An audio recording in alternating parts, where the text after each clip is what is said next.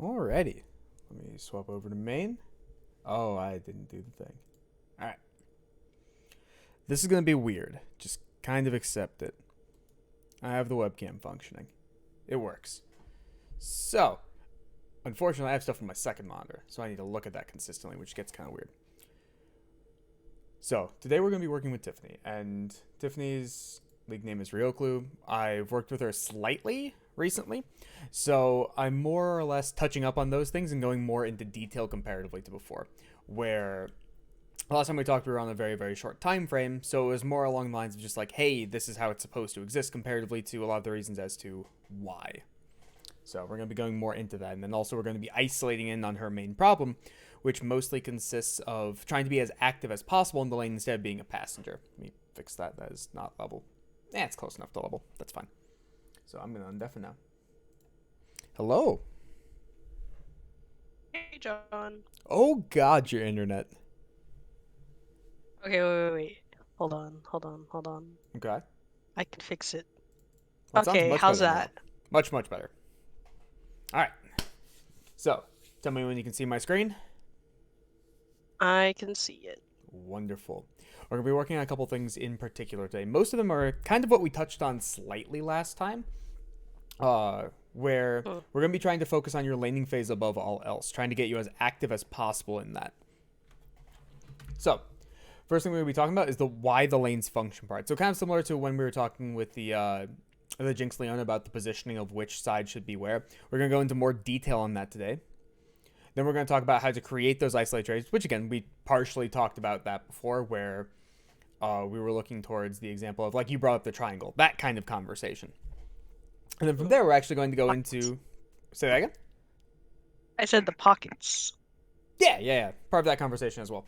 And then we're actually going to practice those trades, where basically you're going to go against me, and I should feel completely suffocated to the point where I don't get to play the game.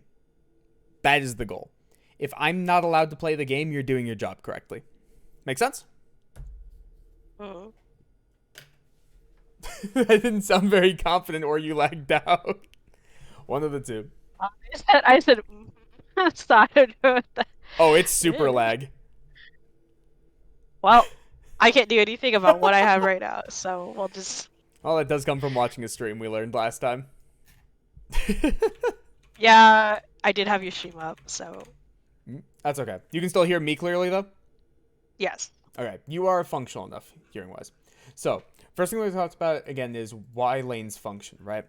Because the last time we were talking, it was mostly about, like, for instance, okay, why would you not want to push the wave as Jinx Leona versus, what was the other bot lane? Do you remember?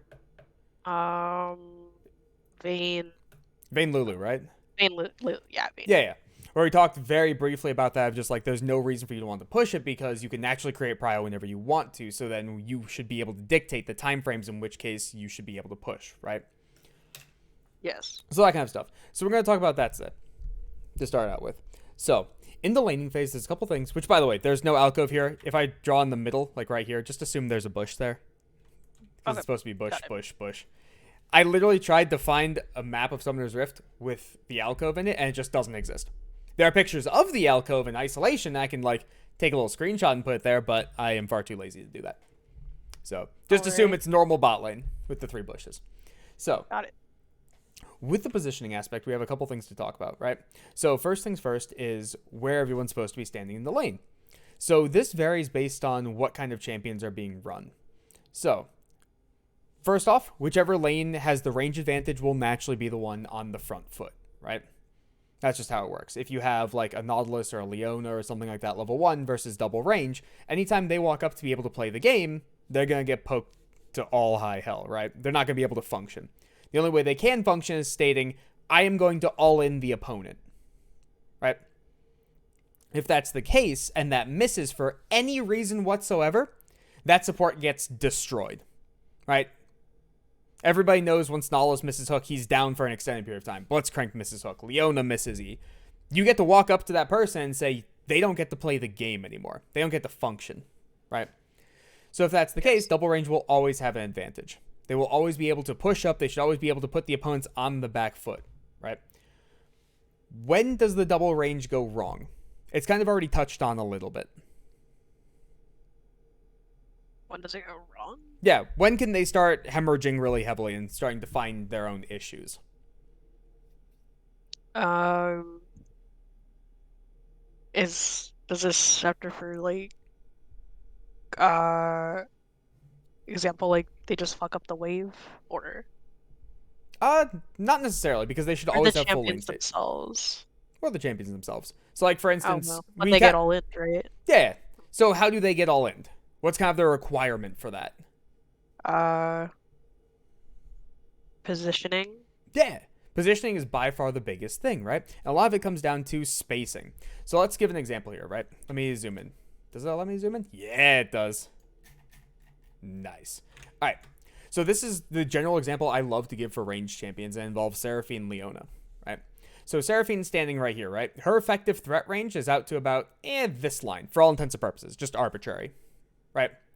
Then we have Leona. And Leona's going to stand right at the edge of that line, so Seraphine can just barely hit her. Leona's engage range is out to about here, right? So off of that, Seraphine has this much wiggle room to be able to function off of where she can hit Leona, but Leona can't hit her. And there are ways to be able to function in that spacing so that no matter what Leona tries to do short of flashing, it's not going to happen. And even if Leona does flash, Seraphine should be able to match flash realistically. We can't just assume people magically have blown their summoners because they already fucked up, right?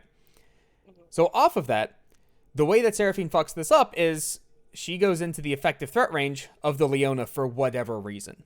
Normally, it's just through people wanting to poke really, really badly and kind of ignoring the spacing concept and ignoring the effective threat ranges of the opponents, right?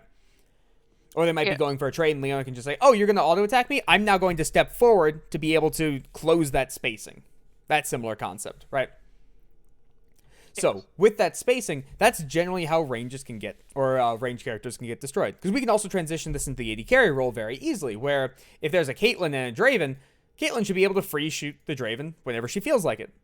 Second she takes a shot, Draven can run forward, Caitlyn can run all the way backwards, and as long as neither uses mobility, Caitlyn can get one auto off and walk away very freely because of the range discrepancy.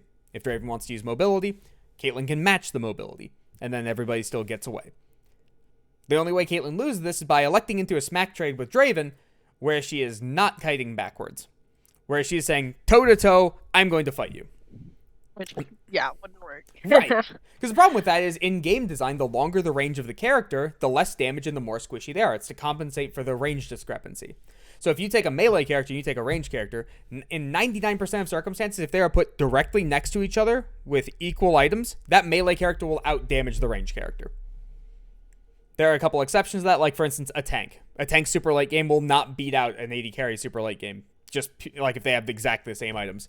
And it's just purely due to the fact of AD carries have better attack speed scaling in this game in particular. Does that make sense? Yes. Okay. So then off of that, we now have to assume the next step, right? So the longer range people will naturally want to play forward. They'll want to be able to get the advantage because they can naturally do that, right? Because anytime the opponents step within their effective threat range, so for instance, again, threat range is out to here, anytime someone steps into that, they should be getting shot with no repercussions to their actions, right? So off of that, the next step then becomes, where do they want to stand, right? And this is something we've definitely already talked about, so I'm going to skim through this very quickly, right? So, realistically, the best spot to stand by far is bot pocket. Each pocket does a very separate thing. Top pocket gives you the fastest rotations. It also puts you in the most vulnerable location. Mid pocket basically states, if you hit me, you're also hitting the wave. Yay. You're pushing the wave and smacking me. I'm always on the back foot. So that kind of sucks too. So then with bot pocket, standing in the bush allows you to have all the pressure of being in the bush no matter where you're standing in the bush. You can stand in the back and they still have to respect the fact that you can be right at the edge at all points in time. On top of that as well, you can take a step out of the bush, take an or do an auto attack, step back in, and you can repeat this process till the end of time. So if you're a longer range character as well, you can avoid minion aggro and avoid trade back just naturally. So like in that Caitlyn Draven thought process that we were having a second ago. Caitlyn steps out of the bush, auto attacks the Draven. Draven uses mobility to try to get at the Caitlyn. Caitlyn steps in the bush. All of Draven's mobility was wasted. It doesn't matter. He can't auto attack her anyways. Unless he wants to take multiple auto attacks, maybe a Q to the face, and he just can't function off of that, right? So bot pocket is by far the best spot to be able to control. Now we have to think about this next step, right? You as an AD carry do not want to auto attack or let me phrase this. You as an AD carry want to auto attack frequently, right? You have a burden of execution that states, I must farm. So if a minion gets low, you must auto attack it, right? So you know what happens when you auto attack in the bush, right? If I auto in a bush, the minion goes to me. Yeah. Well, not even just that. The entire bush is revealed for, like, I think it's 5 seconds. Around that time frame. Yeah, everything in there is visible. Yeah, so if you have a burden of execution to be able to auto-attack frequently, you generally don't want to play inside of the bush because you'll have to walk out of it so frequently that it becomes not really worth it.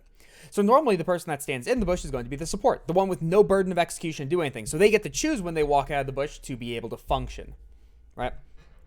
So off of this, your job as the AD carry is to help the support get bush control, right? And whether that's through being the long range or the melee support, it doesn't really matter. The AD carry always wants to be able to pressure in some way to be able to help the support get bush control. And this can come through one of 3 different methods. One is you can poke off the enemy AD carry. Because if the enemy AD carry just can never walk up, that means the support can never walk up either. So if the AD carry stands here, gets poked out, has to back off, how does the support stand in this bush anymore when his AD carry is back here? Becomes a very quick 2-on-1, and then you just force him out of the bush collectively. Right? So as an AD carry, you can force your support to get bush control off of that. Right? The second way is through actively using utility in the bushes. So like, for instance, you're an Ezreal. You see the enemy support standing in a bush. You can throw Qs in there as much as you want to be able to push them out. That's an option. You can use Caitlyn traps to force people out. If you're playing Ziggs, you can throw a minefield in a bush. And all of those can force people out of the bush to allow your support to happily walk forward. The third option is just accept the fact that you are all in fighting. And so normally this is like if you're running Draven Leona or things like that. All of a sudden, Leona would just literally walk into the bush and say, all right, if you're going to stand in this bush, I'm going to fight you. You don't have an option. And with that, Draven, or whatever AD carry it is, has to be very prepared to be able to join that fight. And from here, you have to find the spot to make sure that you are not the isolated one. So for instance, let's say AD carry is here, support's in the bush. If we're walking to the bush together, notice how these two can just turn directly on you. That can cause a massive issue. Especially depending on like the AD carry matchup. Because you could be, for instance, Jhin versus a Draven. Jhin still is very powerful. Jhin Leona can still absolutely fight. But Draven versus Jhin in isolation is very Draven favored. Does that make sense? Yes. So in this kind of a circumstance, you have to make sure that when the fight starts, as the opposing AD carry is walking towards you, you have to be kiting down. So you're looking to go in this kind of a diagonal pathing to be able to avoid as much damage from the opposing AD carry while still pressuring out with your support. And once you get bush control, you're allowed to step backwards. Because realistically, let's talk about the game design thing again, right? We were assuming it's melee support on this side and whatever AD carry on this side. Doesn't really matter as long as it's functional. It can't be like a level 1 Vayne kind of bad. Yeah. So if that's the case, and all of a sudden this is Leona, Nautilus, Blitzcrank, anything, Alistar in this bush, and anyone wants to face check this bush to say hi, they're going to lose. That is just the reality. So if that's the case, once we get bush control, you as the AD carry are allowed to back off because you have a time frame to be able to walk back to be able to assist. Does that make sense? Yes. So basically, by being the AD carry and walking into this bush and avoiding the conflict with the opposing AD carry, plus support, because they can 2v1 you very easily, you have now guaranteed bush control for your support. But it's, again, another moment of you have to walk up to be able to do things, to be able to force this bush control. And once it gets established, it gets to sit there. And the support gets to be menacing, and then you get to have all the happy fun times you want, completely uncontested. So those are the 3 ways. Does that make sense? Yes. Okay. Now if we swapped up to a ranged support, this becomes infinitely easier. You both just kind of throw shit in the bush until they leave. That's it. Yeah, that makes sense. It is much, much easier. And again, similar concept. We have to go with the spacing aspect. So let's say this is the bush, right? If this X is your support and your support's range is out to here, this X is the opposing support and their range is out to here, you cannot walk past this line to try to poke them out of the bush. It's not an option.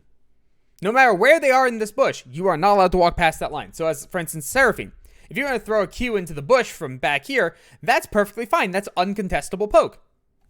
Awesome. Check your spell thief, see if you got stacks. If you got stacks, you hit them. Awesome. Nice and easy. But the second she walks forward to be like, oh, hey, I threw my abilities in. Maybe they're low enough that I can just auto-attack them. That is suicide, and that is a bad idea. So normally, again, it's just throw stuff at them up until they leave as double ranged. There's one additional option. Remember how we talked about before where AD carry and support have to play in tandem? If they don't, then all of a sudden it creates an isolated environment and then that person gets destroyed? Yes. Because similar concept. AD carry gets pushed back by you, support stands here. How the fuck is the support allowed to stand here without getting destroyed? Similar context to, remember the AD carry also has a burden of execution to do things, mostly farm? Yes. What happens if both the ranged people or both the people on this side just push the wave? I mean, they're set themselves in position to get ganked, I would think. Right now we're just talking in isolation. Oh, okay. Well, they can't abuse their range. Right? Like, because it would just shove into the enemy's turret and then you can't, Okay. like... Hold on. Let me reestablish the circumstance again. This will make a lot more sense to you then. And hopefully a different answer. So, the enemy support has bush control. Yeah. Okay. We push the wave on this side. Yeah. How can we not abuse our range anymore? They're still in the bush. All of that's still occurring. We could have done this before even pushing the wave. That doesn't matter. But pushing this wave does something very much in particular, because we were also talking about AD carries have a burden of execution to farm. Yeah. Well, you have nothing to farm anymore. Yeah. What about the opposing AD carry? They have a whole wave to farm because it's coming into them. And will they tank this entire wave? No, unless they're suicidal. So they will back off. If they back off, how does the support sit in the bush? We have now created. We have now created another circumstance that was created by absolutely zero conflict that caused the opposing team to lose bush control. It's a very, very simple way to do it. Wave clear can heavily dictate an entire laning phase, and it doesn't even involve fighting. No fighting is required. Excuse me. So then, right, those are the different ways to be able to get bush control and be able to fix it. They are more specific based off of what champions are being played. And a lot of them are just kind of like base thought process applies, right? So if it's a melee, and you can go Leona, Nautilus, right? It's all going to be basically the same concept. It's just, oh, Nautilus has hook, so it's slightly farther range. Leona has stun on Q, so she doesn't have to miss a skill shot kind of thing. Those kind of minor things comparatively. But for the most part, it's all pretty much the same. Or another great example is Lux has her E, which reveals. So instead of Lux just throwing poke in the bush constantly, Lux just throws E in her bush and just has it sit there. And the opposing support's welcome to sit there in vision where they can be poked out constantly by even auto attacks now. It's up to them. But again, it's just minor different variations in order to be able to do it. Does that make sense? Yeah. Okay. So, let me pull this back up and over. So, we also talked about the positioning, which the positioning was, again, we want to play towards bot pocket. We want to play towards getting the bush control and then allowing the support to play off of that. Right. One of the things in positioning we didn't talk about so far is what happens when you have to play separate from your support. That does occur in some circumstances. Because, for instance, what happens if you want to group on top of an Alistar or against an Alistar? Well, then you can be kind of screwed very quickly. Yeah. Right. So, whenever you want to play away from your support, the best way to kind of think about it is you are playing away from your support because each one of you is trying to isolate an individual target. So, for instance, your AD carry is stronger than theirs. Your support is stronger than theirs. Cool. If that's the case, we can each destroy someone in isolation. Because there are circumstances where you can win in isolated environments, but you lose in 2v2s. That absolutely does occur. So again, normally like Leona plus X. Leona's not going to kill the AD carry in current state. Used to, doesn't anymore. Leona can be very annoying, though, to the AD carry. But Leona plus someone is basically a guaranteed kill on an individual target. If not a kill, it's summoners being blown or 80% of life just kind of gone. Right? Mm-hmm.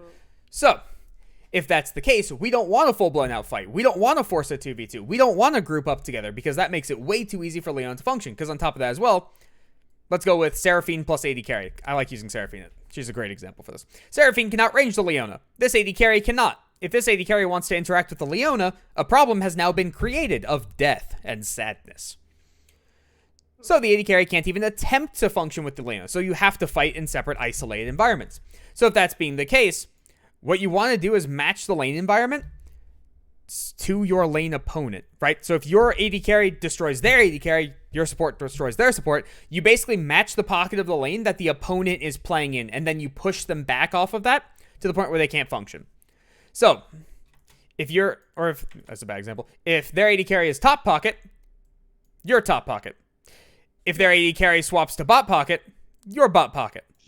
And the one exception to this is if the opposing team decides to double stack on top of each other, just push the wave.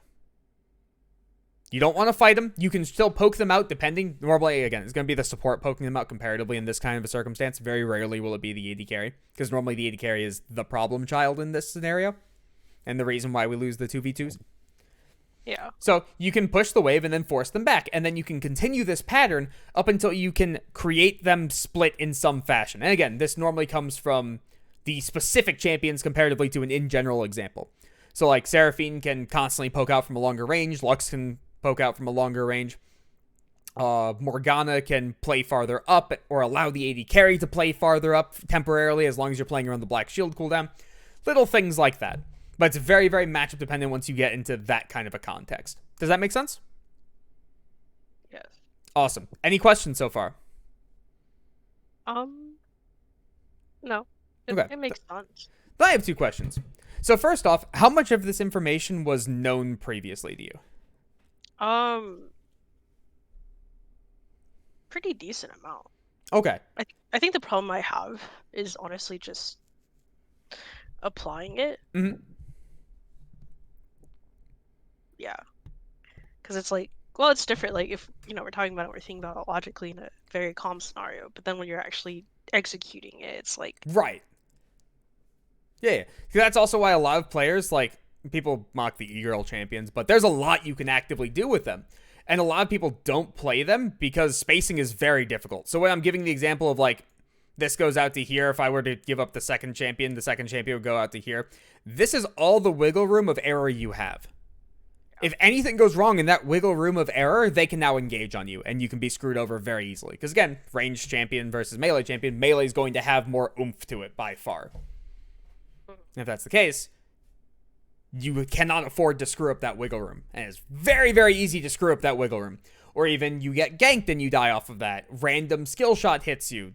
That was actually, like, you're forced to play inside of that range, and you die off of that. Things can escalate very, very quickly off of that. So yeah, I absolutely agree. It is easier said than done by a long shot.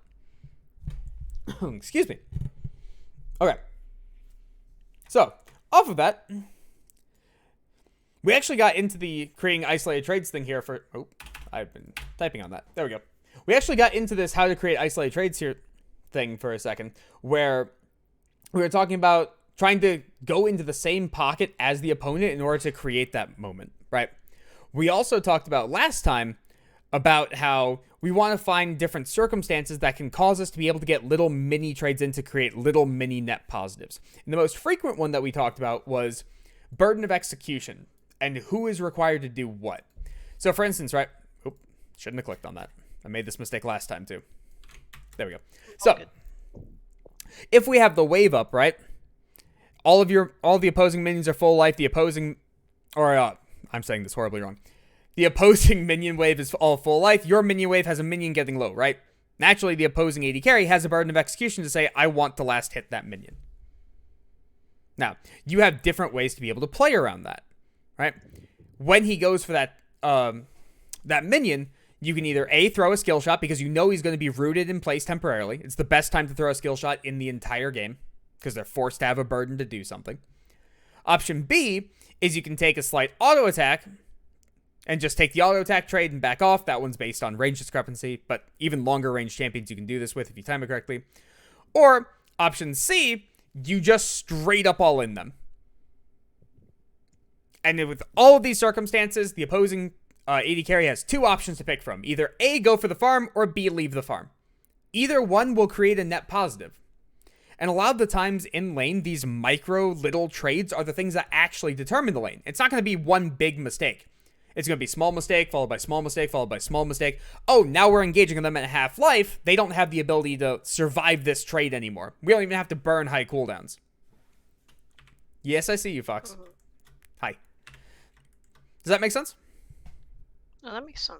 Okay, so trying to create these little isolated trades is very much based off of that burden of execution and range discrepancy. So for instance, the one that we're going to be starting on when we actually get into the practices is Caitlyn. Because again, Caitlyn has 650 base range, is the longest base range in the game before abilities. The only exception to that is Tristana with her passive super late game.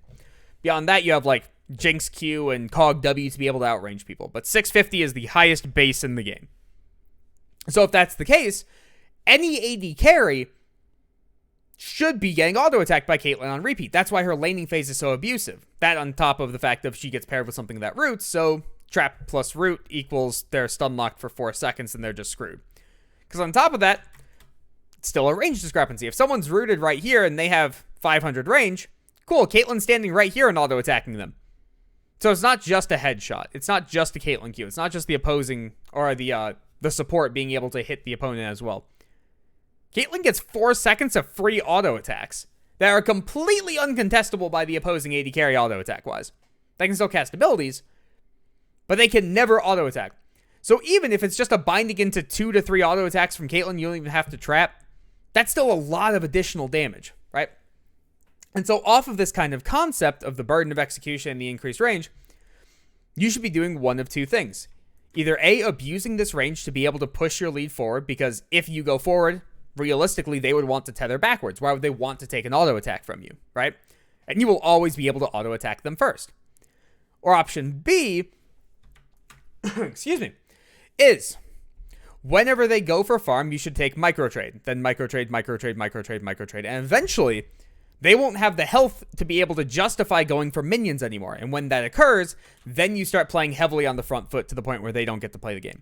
Either way works. It's just very much based on the matchup and also how the opponent reacts to things. Whether they play incredibly passively and accept punishment, or whether they like punishment in BDSM and they continue to walk forward and take the Caitlyn shots on repeat. Yeah. Does that make sense? Yeah. Awesome. So, what we're going to do now is hop into a custom game, just so you can kind of get the feel for it, where there's no repercussions to your actions. Okay. So, let me swap this up. I am a bad streamer. There we go. And what's going to happen is you are going to pick Caitlyn. Okay. And what I want you to do is play out a standard laning phase of just naturally farming. And every single time I go for a farm and you have no burden of execution to farm anything, shoot me. Shoot me on repeat. I will play... What's an easy one? I'll play Vayne. Realistically as well, go ahead and take TP because I'm not going to be fighting back. Don't worry about it. I guess my runes don't even matter then. And it's literally just naturally farm. Preferably mostly last hitting, of course. And then every time you don't have to last hit, just shoot me in the face. And we want to get back into that habit. On top of that, I want you to play in only mid to bot pocket. You're not allowed to touch top pocket. Because I want you to get that feel as well of playing in the correct spot in the lane to the point where you are safe. Excuse me. Everything makes sense there? Yes. So this won't be play nice. Mid bot pocket, hit you when you're going for minions, last hit only. Mm-hmm.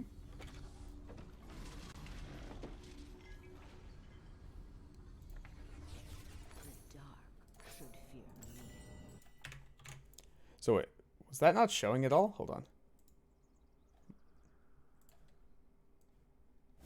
No, things were showing. Was it not showing my Google Chrome?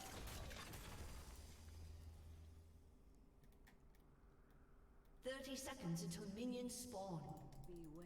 What? What couldn't you see? It was on main monitor.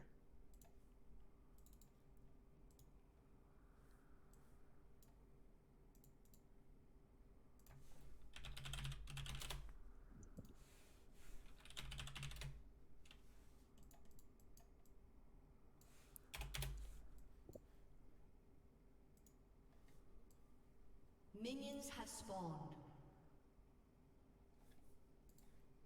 It's only locking screen plus?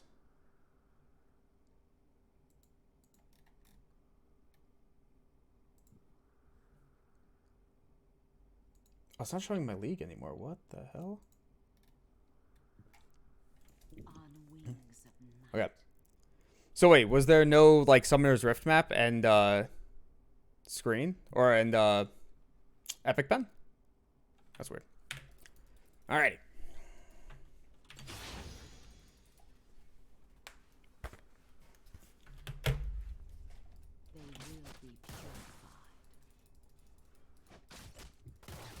There we go. So one of the bigger things is whenever you take an auto or do an auto attack like that, walk into the bush. Oh, for the It resets minion aggro. So don't play in the bush. But just all it takes is one little just step back in and then step out and you're good to go. You lost all minion aggro.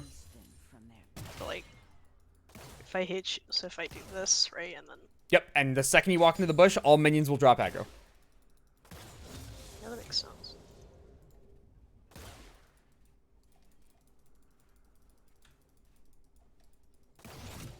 So, also my my stream was having a problem. I wasn't showing anything because I'm in studio mode. And I didn't click the transition button. they'll find out. That's fine. There we go.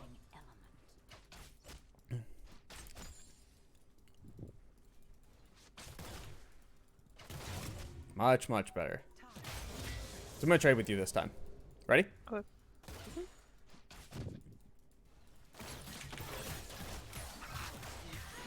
Here we go. So see how your lethal range is about half of my life? And all it takes is just little micro trades to be able to do it. And every single time I went for a farm, you shot me. That's all that occurred. I didn't take a single Q. I didn't take any abilities. All it did was every time I go for a farm, a shot. That's it. And my options then, if I want to contest that, are go ahead and shoot me again next time I go for a minion.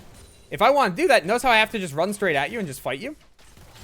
If you kite correctly and you just take that one auto and to back off, how do I kite you without or like get at you without tumbling forward? And if I tumble forward, I probably just killed myself to your support. Right? Yeah. And that's all it takes, just that little minor thing. But then you have to be willing to step up and you have to be willing to have this playstyle, right? Because also, think about it this way. I'm not just in a lane in isolation as well. It's also, my support exists. Right? So if you walk up to auto trade with me, you still have to play around what my support can do. So don't shoot me for a second. Go ahead and look at my screen again for a screen share. All right. So let's assume I'm standing here, you're standing here, right? All of a sudden, this is a Leona. This is outside of Leona's range, but the second if you want to continue this trade, notice how Leona will walk up, right? This is also the sign of a good support. If the AD carry is walking up for the farm and the support never walks up to be able to assist them, they're either a deadweight champion at that current state, so like Alistar level 1, or they have no idea how to play the lane whatsoever. And you can punish that incredibly heavily because those little trades that you were doing on the Vayne, right? Where basically I have to all I need to trade back, those exist. And this is why support completely dictates lane. Because if you try to do those trades and the opposing support looks at you and says, nah, fuck off, you can very easily die, right? Excuse me. Yeah. If your support also gets to assist in this category, you're probably going to be fine. But still that similar concept of you can create isolated trades on the opposing AD carry as long as you're intelligent about it, think about the matchup, and make sure you're playing around that. Does that make sense? Yeah. Like similar concept, go ahead and shoot me. Boop. And then from there, if you just net Q at the same time, I'm completely fucked. I don't have an option in the matter. And now this kind of trade pattern gets much harder based off what champion. So Caitlyn versus Vayne is a very extreme variation of it. You're 650 range, I'm like what, 525? 550, okay. All right. I'm 550 with slight mobility. But the slight mobility consists of going directly into you. It's not really that impressive. Compare that to, okay, what happens if we swap up Vayne for like a Varus? Varus is 600 range. What happens if we swap it up to Ashe? What happens if we swap it up to Jhin, where one auto can then transition into a root, which can transition into a death, right? There are a lot of those different circumstances that can be caused, but it's still the same net result. If I'm walking up to a minion, you know I'm going to last hit it. If I walk up and last hit a minion, I should take a bullet to the face. And then you, on the flip side, should be able to space correctly to the point where my job to be able to re-engage on you becomes incredibly difficult, right? And similar concept, spacing between you and the opposing support should also be good enough so that they don't have the ability to engage on you. And again, the engage concept is different based on... is different based off of what support it is. So Nautilus, if you're hiding behind a minion, you can be near point blank to him. It doesn't matter. Nothing happens. Nothing changes. Right? Then swap up to Leona, who can go over minions. That's very separate. Swap up to Nami, who can bubble you. Or Lucian Nami, where if Lucian dashes on you, that is their engage range. And that becomes a problem. Does that make sense? Yes. Alright. Yes. So let's swap it up to something less isolated. Or less extreme. Go ahead and leave the custom game.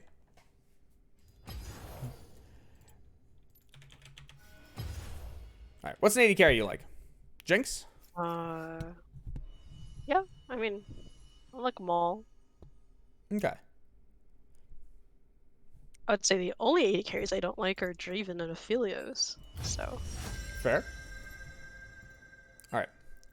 What is a good example for this one? Let us go with...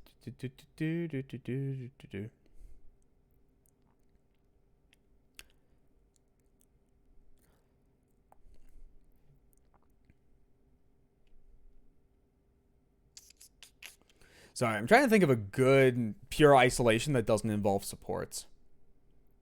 We can actually go with the Caitlyn Jhin, and I'll just fight back. So what do you want me to go? Go ahead and go with Caitlyn. Okay. And I'll play Jhin and take normal summoners this time, normal runes, and we'll actually play out the standard laning phase.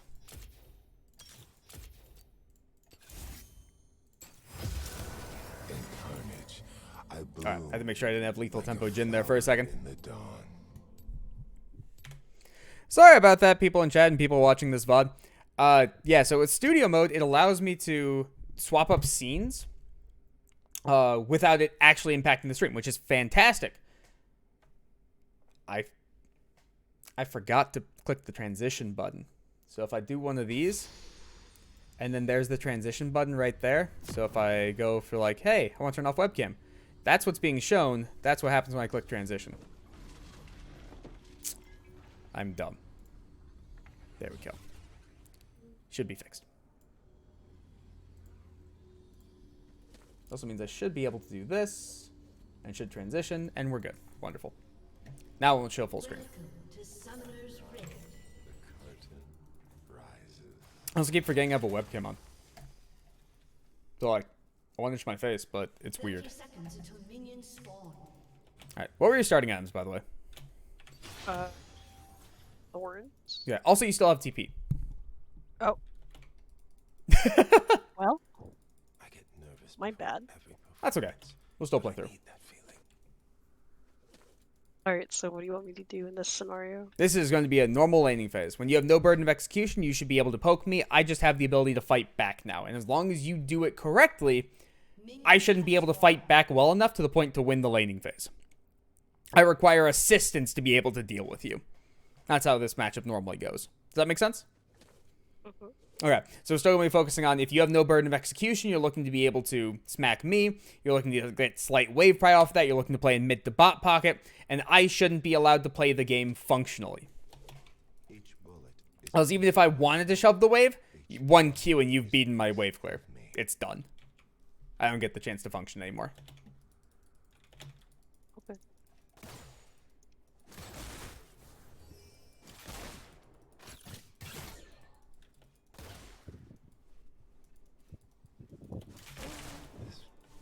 Compels me. Perfection isn't good enough.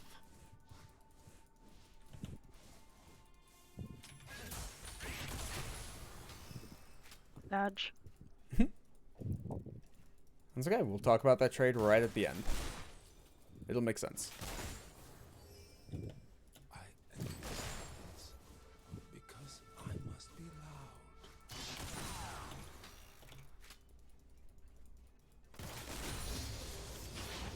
Oh. There we go. Alright. We can go ahead and reset off that. That basically ends the laning phase.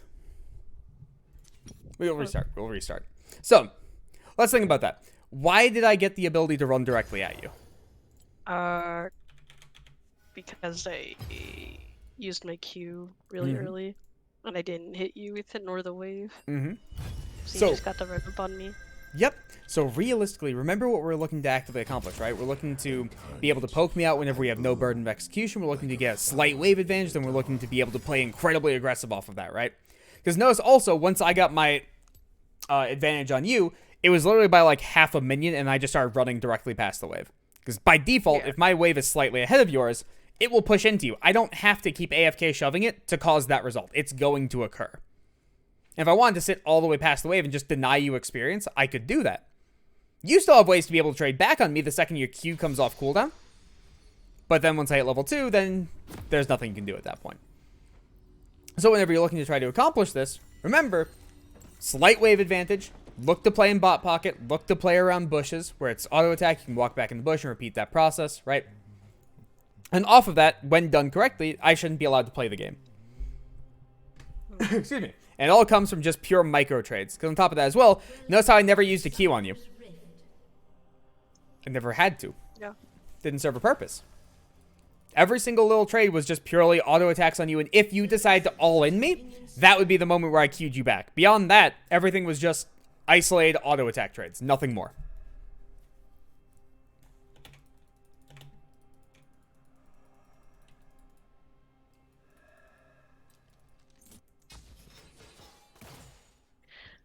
Hello.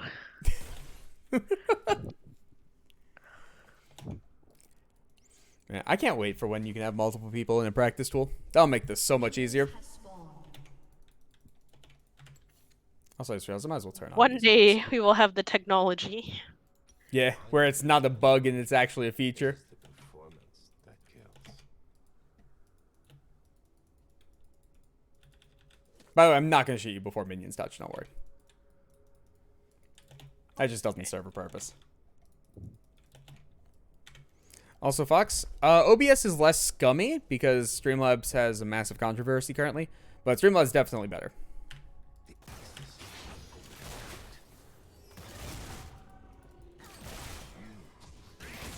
Oops, that was a misclick.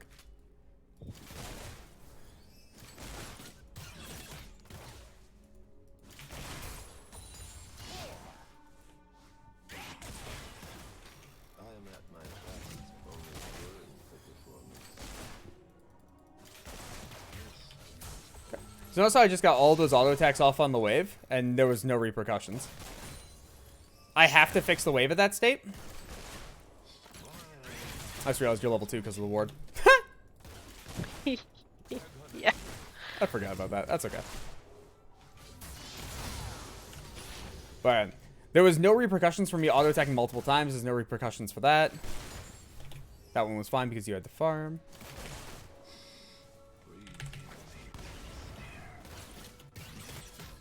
Now your key's down. I'm going to run directly at you. Oop, that was a misclick. Very nice.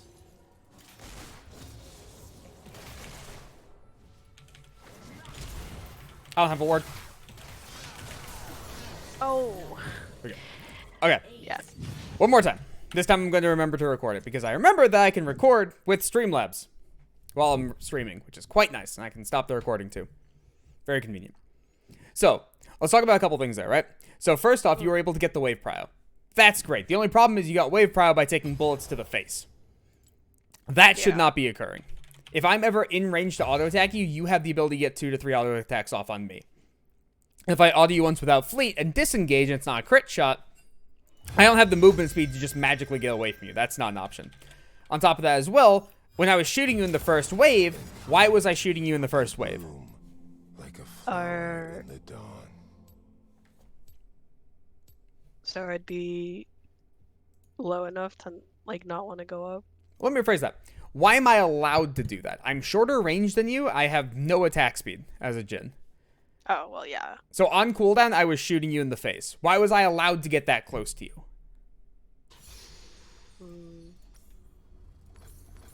Yeah, you're right. I was actually asking for an actual reason. Why was that occurring? I don't know. I shouldn't have let you. True. Okay. It's just the fact. So yeah, unfortunately, I didn't record it. This time, I already started the recording, so we're good to go. You were auto-attacking near full life minions. So when I saw that you were in that pattern of auto-attacking near full life minions, I chose to attack you instead of the wave. Oh, yeah. Because I can't auto, well, obviously, two Right. things at once. The second you shot at the minion, you've now rooted yourself in place. I am allowed to walk up and auto-attack you. That is the entire concept we've been talking about right there. With Caitlyn, it's just much more abusable. So now here, even in this circumstance, we can clearly see that a shorter range AD carry, Jhin is 550, a shorter range AD carry, he's 100 units shorter, has the ability to do this to an opponent. It exists. There are circumstances in which case that will occur, because if you can ever find an AD carry that does this same thing, where they just hit full health minions, it can absolutely be punished very, very easily. Does that make sense? Awesome. So after this rotation, I'll show the VOD, we'll go over it real quick, and then we'll be able to continue isolating it. And I have Moose available, but I don't have an AD carry. So I still need to find an AD carry. I wonder if Bread's alive. Oh, like someone to play AD carry. Yep. Okay. They call me mad. All artists are mad.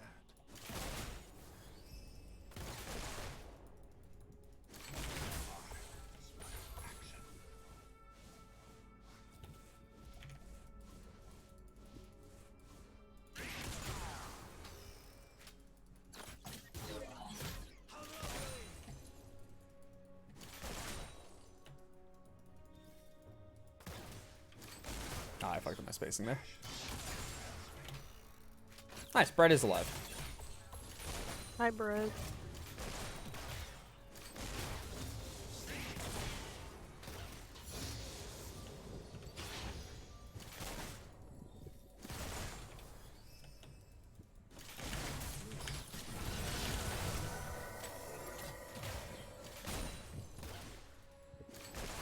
Don't ask why I didn't go net.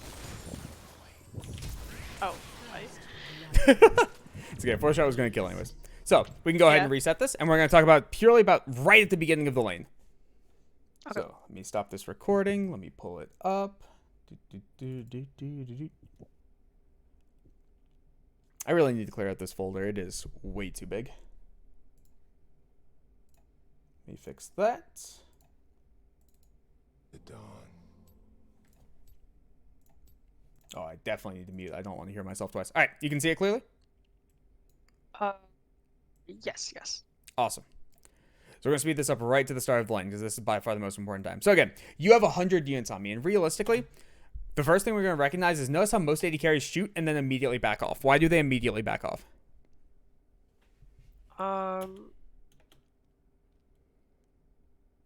They don't want to get shot back usually, Yeah. but I'm Caitlyn, so Right. So realistically, right, we're looking to create a circumstance in which case I have a burden of execution to do something, you do not, so you can get the free shot from me. If you actively decide to take a trade on me while neither of us have a burden of execution, what's going to occur? I mean, naturally you're gonna shoot me back, right? Right. You root yourself in place. Because the range discrepancy is only 100 units, 100 units is about this far. I can walk this far in an auto attack animation. Because all I have to do is start my auto attack. So if Yeah. that's the case, the second you try to auto attack me, I will naturally auto attack back. So the reason that we want to create those micro trades whenever you have no burden of execution, I have a burden of execution, is because I have no ability to trade back. That's how you have the ability to win this matchup. If we go auto for auto, that's not going to end well. Unless I take a Caitlyn Q. Does that make sense? So I should have either queued you or queued the wave. Correct. But if you Q me and it misses, you're completely fucked. So that's the Yes, whole... safer to queue the wave. Yeah, so that's the whole burden of execution of, like, for instance, if Nautilus throws a hook out and it misses, Nautilus is now leaving, the AD carry is leaving. There's no point to actually throw that out because it's such a high-risk play comparatively to something else. So then as Caitlyn, the way you can fix it is get lane prio, wait for a minion to get low that I have to go farm, then shoot me when I go for that play. Does that make sense? Yes. So then from here, now I'm forced to back off because I don't have wave prio. I am then forced to step up too far if I want farm, so naturally I will just have to sacrifice farm. If I have to sacrifice farm, that is a net positive. You are now winning the lane by existing. And that's what we're looking for, right? So that was the biggest problem. You actively tried to trade me when I have no burden of execution whatsoever. So I will always fight back. Every single time. And of course, once Jhin gets to 4th shot, it's 4th shot Jhin. It's going to hurt. It's just like Caitlyn headshot kind of concept. Does that make sense? Yes. And now once we get to this state, this is basically the end of the laning phase. The only reason this is occurring is because you didn't shoot me when I had a burden. That's all. Nice and easy fix. Make sense? Yep. We go again.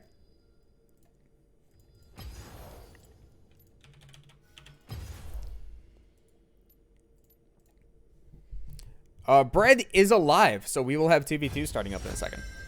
Okay. I just want to get this concept fully functioning first. Then we're going to take it into the 2-on-2 environment. So now you have another factor. We're just going to go adding one factor at a time to get this down. And again, as well, this is a concept that works between all AD carries. It's just something, it's slightly different per AD carry.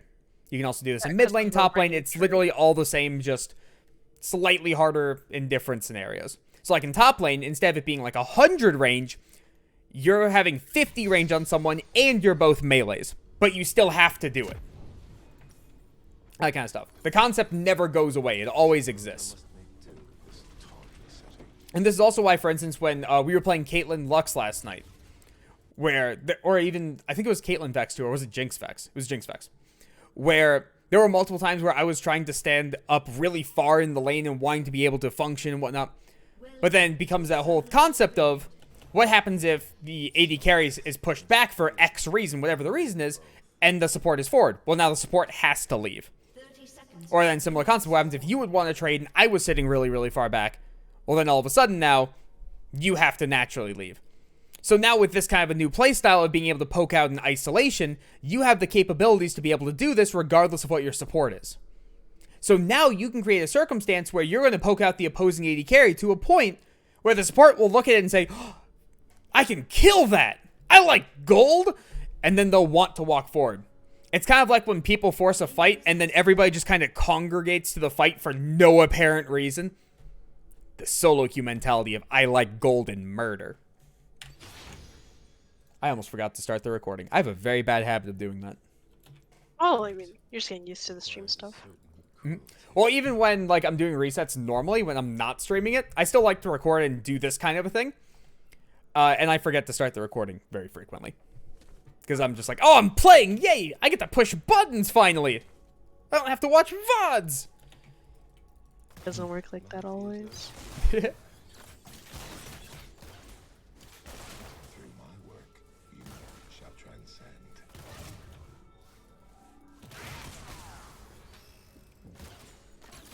There we go. Notice how this is going a little differently now. There is still one major problem that I'm going to emphasize on in this VOD, though, afterwards. Good cue.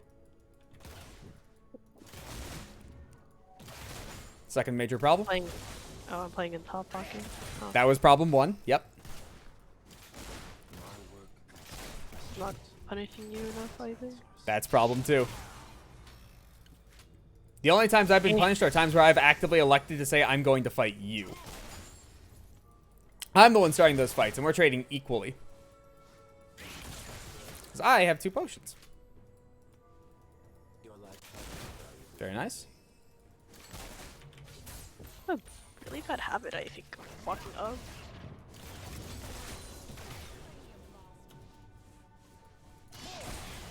Very nice. I had to farm that minion, did not have an option. Have to farm this minion. Beautiful. There we go. That's the pattern we're getting into.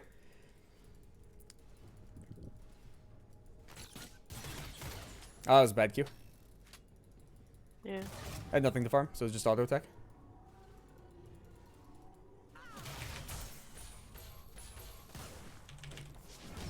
Nice dodge.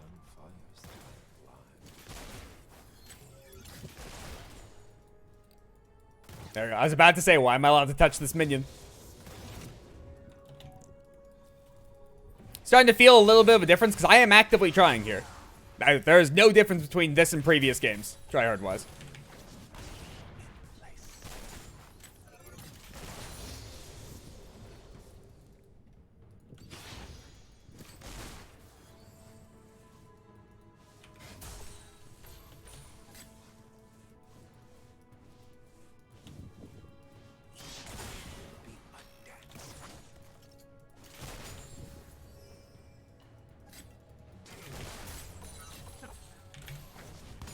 God damn it.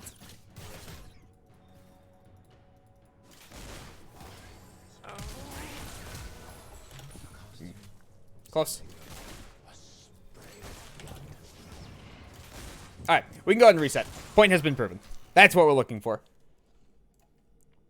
So, let me pull up the new recording. I'm learning. Yeah, that was a massive difference compared to the previous ones. Do you feel it?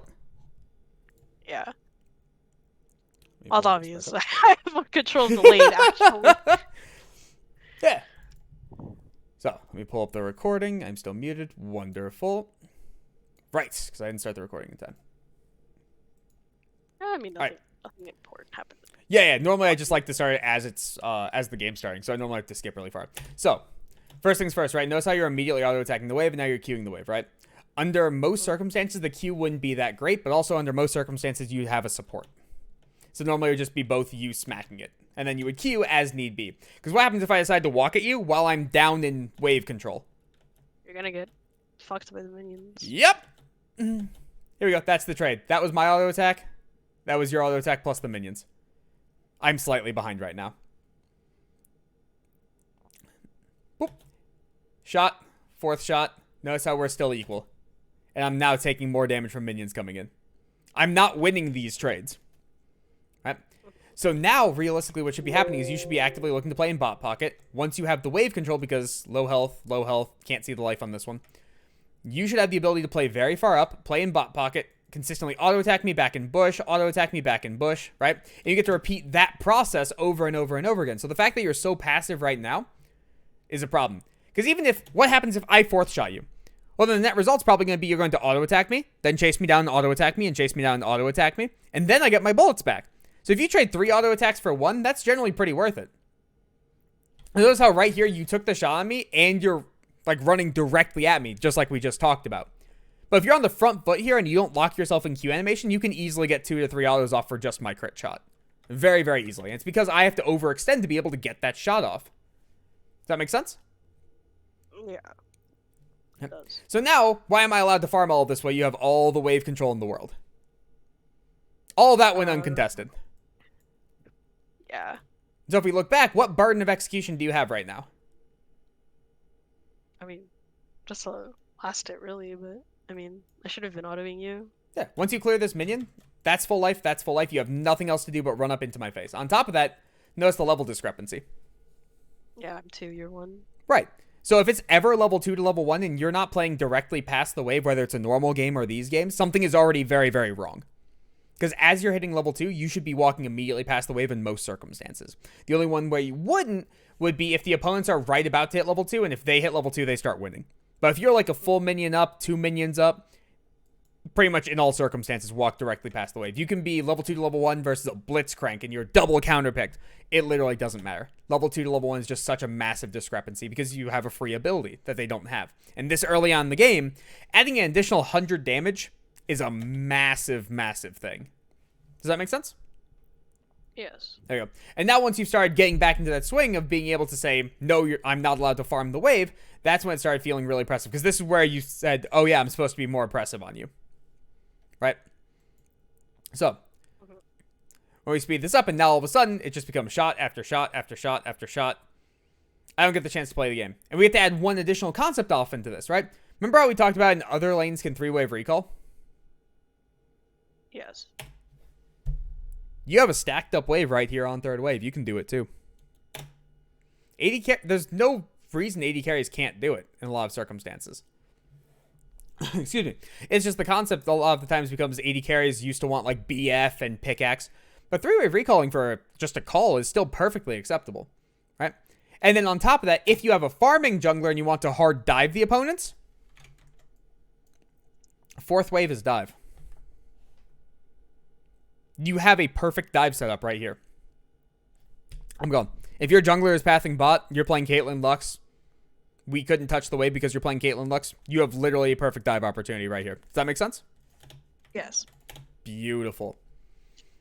Again, every time I go for a farm, just, oh, beautiful. Just 89 damage. Next shot will do like 50 some because it's not a headshot. And every time I touch a farm, oh, it should be pain and suffering and misery. And doesn't that just put a smile on your face? I mean, I felt better getting beat up.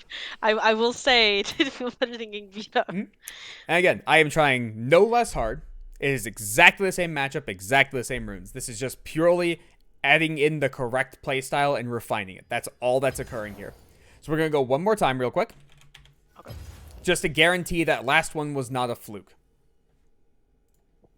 Alright, during that time as well, I will message Moose and Bread and get them in here. In carnage, I bloom like a One of my flower biggest problems is in that, the like, dawn.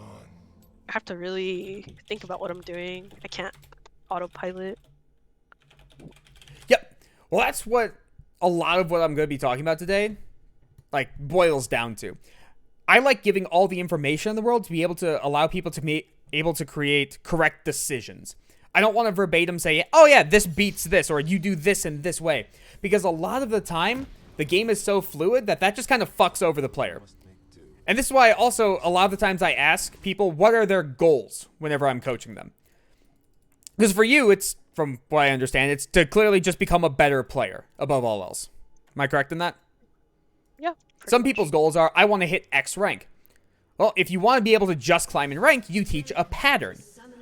You teach how to play X champion in a specific way in order to get a net positive result that's very, very drastic in 3 out of 5 games.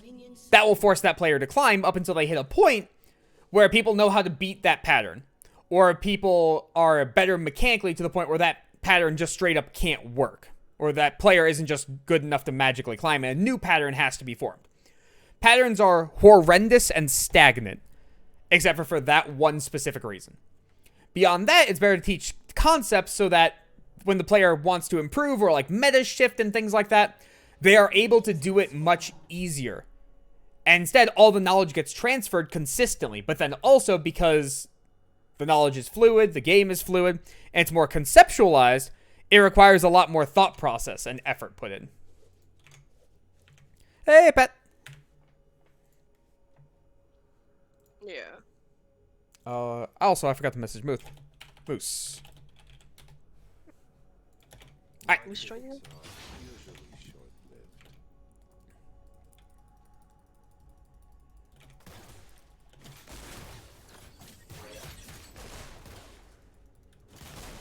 Yeah, you have the wave advantage. You can walk up. There you go. Take a second shot off for me. Ah, I saw that backstep. I'm breaking my habits, okay? No, it's very good. It's much, much better. There we go. Good shot. The only problem was it was pushed a little too quickly comparatively to what was required, because now wave 2 can crash. Yeah.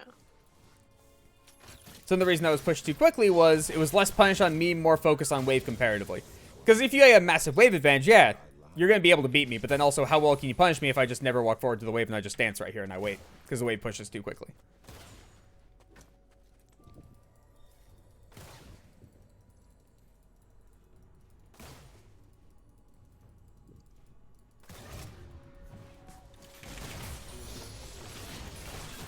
Nice Q.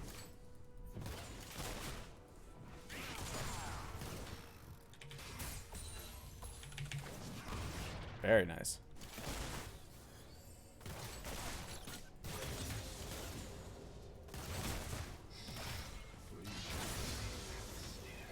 This is my call.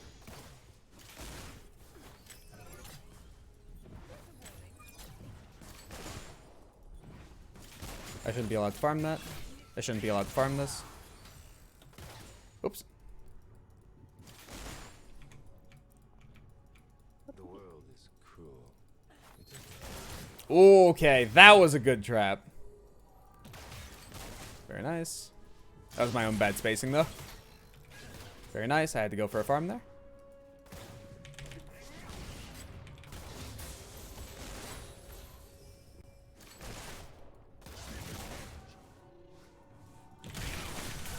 I didn't heal. All right. Let's re-show this. Unfortunate. I think I died regardless because I had no shots left. I did get a headshot on you Mm. in a queue, so. Open. Hi, Jess. Oh, now my computer's mad. That's unfortunate. I don't know what that means. I use tilde to be able to mute and unmute for Discord. And sometimes when I click that button, it makes the Windows noise of it's mad and you're not supposed to push that button. I don't know why. Oh, well. All right, let's bring this back up to laning phase. So, first and foremost, the thing we're going to talk about is the fact that the wave pushed too quickly, right? Yeah. So I want to showcase that a little farther back. Here we go. So, once you queue like this, immediately, you have more wave power than me, right? The only way I can respond to that is by queuing, but if I never queue, all you've done is push way too fast. Does that make sense? Yes. So once you accomplish this, you already have the lane power. Go ahead and start walking up and play around the bushes. If my response is to ward one of the bushes, you can play outside the bushes, push the wave, and then you have another bush to be able to play around. Does that make sense? Yes. So already at this stage right here, you should be able to start punishing me in some way and space around me. So for instance, let me showcase the 2 circles when we fight. Boop. Okay.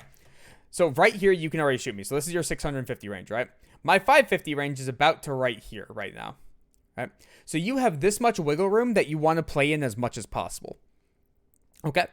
So if you constantly wiggle in this spot where if I path forward, you path back. If I path back, you path forward. And you keep a line basically between us and play within that spacing. Anytime I touch a minion, whether it's full life or about to die, you should be able to shoot me. Does that make sense? Mm-hmm. That's the absolute perfect play. And that's what we strive to be able to create. Is that going to happen immediately? Fuck no. Not going to happen. Because you have this much wiggle room. You have this much spacing to fuck up. One tiny misclick and you take a 4th shot to the face. And you can't retaliate. But, again, that's what we're looking to strive towards as much as possible. So, we want to play in that wiggle room as much as possible, and you want to stay as close to me as possible. So a great example is, if I have nothing to farm whatsoever and you have nothing to farm whatsoever, I don't want you standing all the way back here. If this is your max range, I want you standing as close to this as possible. So instead of standing all the way back here, just stand here, for instance. Now all of a sudden your wiggle room has become this much of a gap instead. So you won't be able to punish me if I just randomly take a bullet you weren't expecting, but you'll be able to punish me for all the standard stuff. Does that make sense? Yes. Okay. So the second I push all the way back here, as long as I'm pathing backwards, you should actively be kiting forwards, unless you have to get a minion back here. Because you can always take one step into the bush to reset aggro, then immediately start kiting forwards as well. Or just kite forwards into this bush. That's acceptable as well. But anytime you take that shot and then back away, that's a habit that's going to have to be broken. Make sense? Yeah. Okay. And then the second Q is way, way, way overkill for lane pushing. So if you do this in a normal game, what's going to end up happening is the opponents then don't get punished for being pushed in.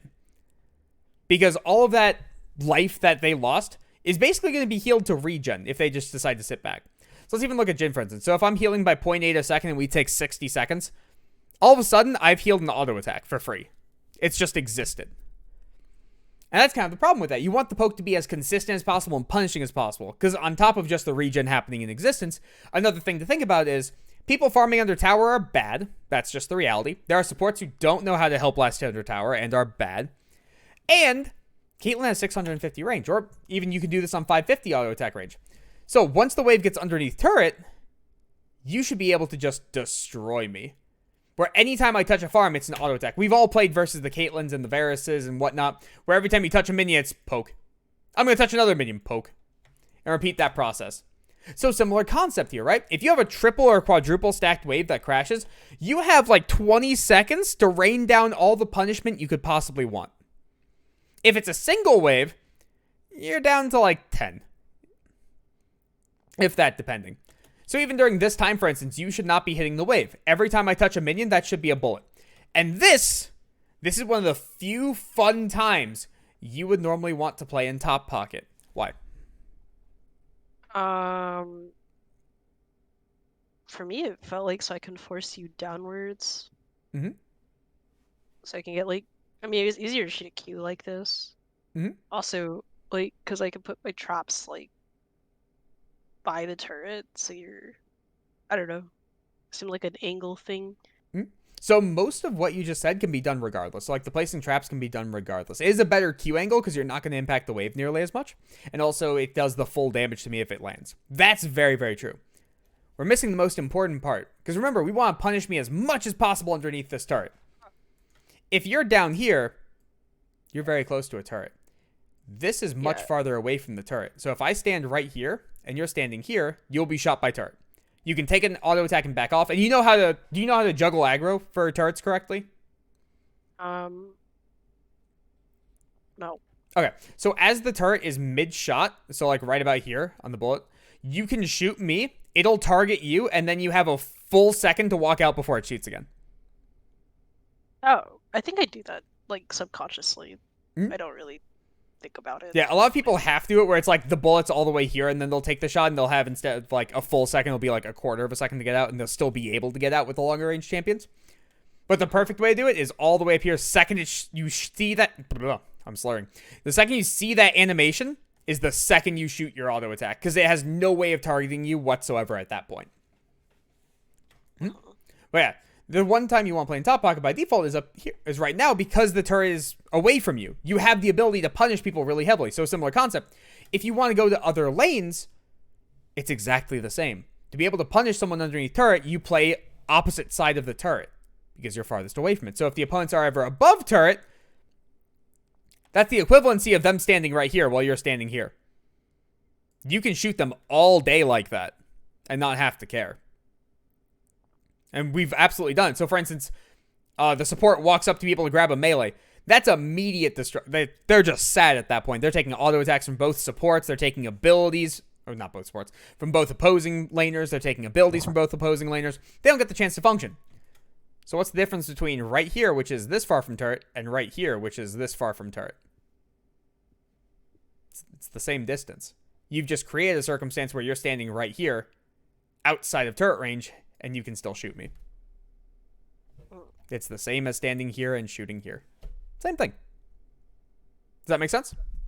Yes. It does. So now on top of that, notice how the minions are lined up. The middle of the lane is right here. So if you, on top of that, you brought up the point of pushing me down, right? If you push me down here, how do I farm the minions that are above this line? Even if I walk around here. Oh. You put yourself in a really shit situation if you do that.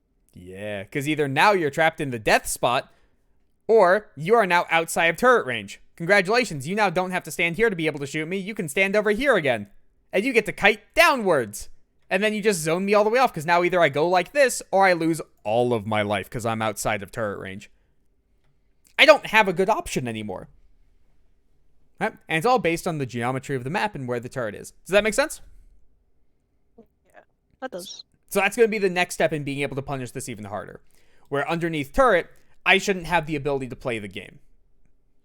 And it's through this. Make sense? It does. Awesome. So, Moose is alive. Where the fuck is Bread? He messaged me. Red. I DM'd him aggressively. He is playing Terraria. Oh. He messaged me saying he was alive, and now he's playing Terraria. That is a problem. He's still alive. He's just... his brain's a little busy, but he's alive. A little bit. Alright. So, we'll grab Moose for now. Okay. I didn't make a password. Oh, well.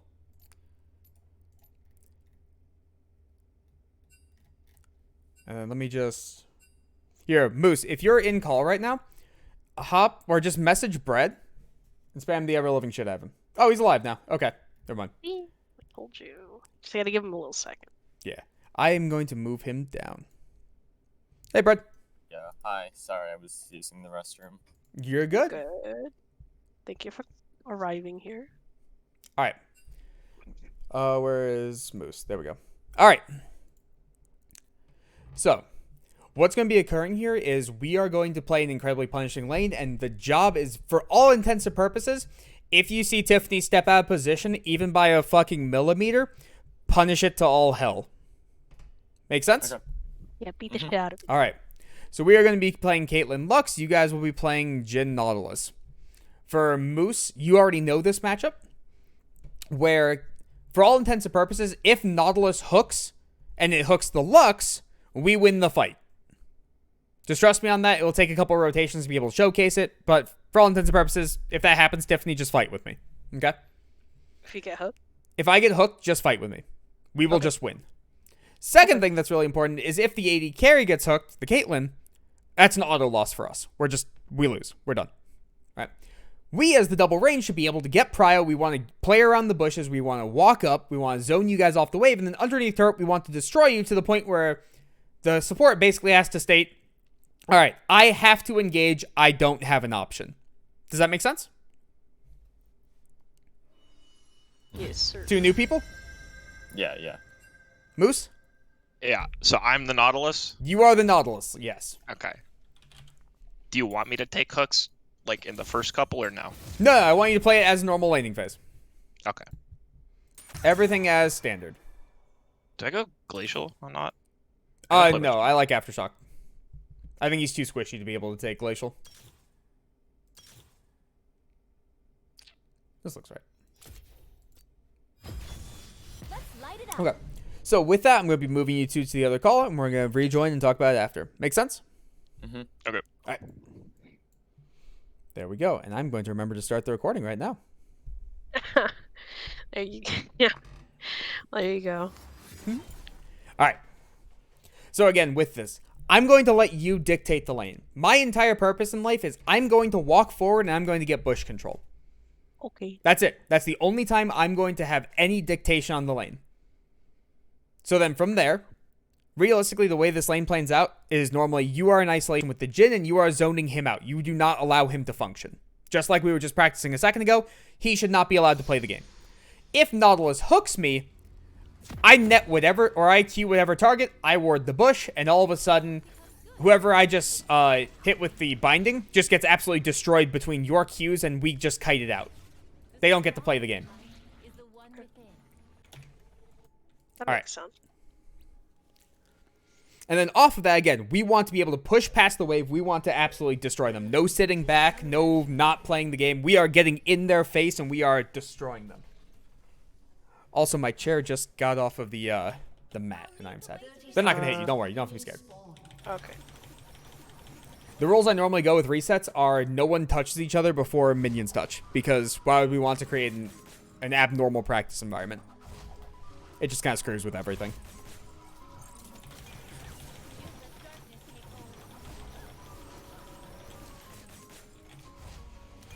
Oh, I still can't wait for this to be a practice tool. Be handy. Oh, I didn't know that she just gets different hats from her skins. Mm-hmm. That's kind of cute. That's a really, really good skin. Wait, let's see. What would you pull? Oh, different top hat. Okay. What do we get now? Get what the fuck is this? It's a knight's helmet. It's not her skin line. Oh, sheriff hat. Haha. Get it. All right.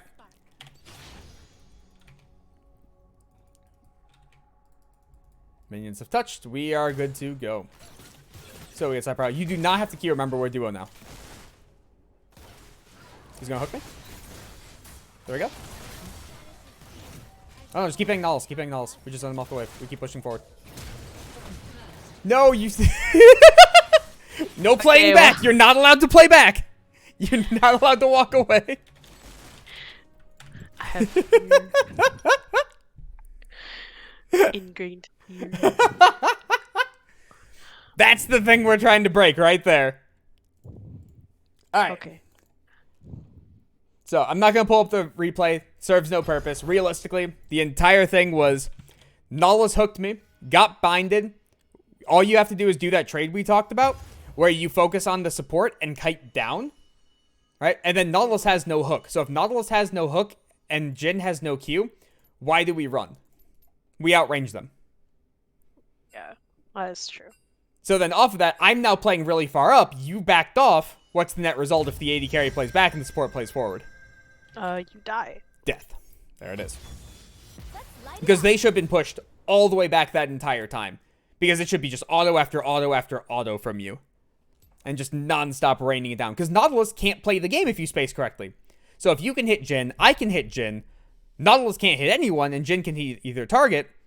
I just wait for him to auto-attack you, then I auto-attack him. Then I space backwards and repeat process. And we just play 2v1.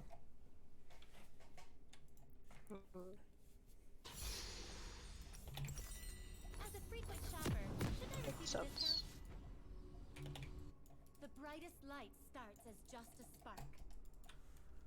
Oh, stretch.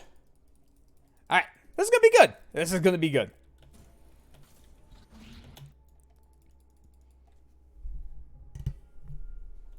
Let me turn on some non-copyright music.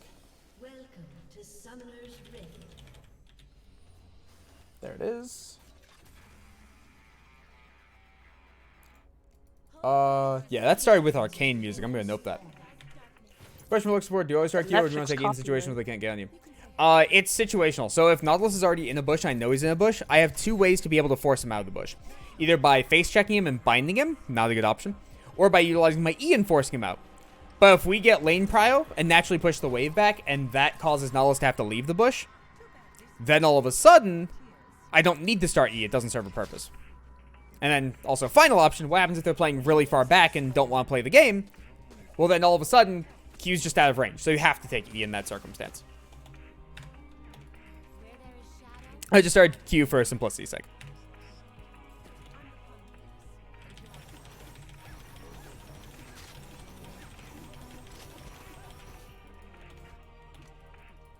Alrighty.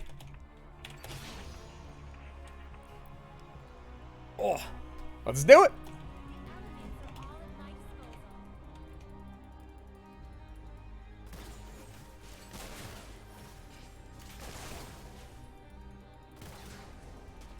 No hook, no hook, no hook, no hook, no hook, no.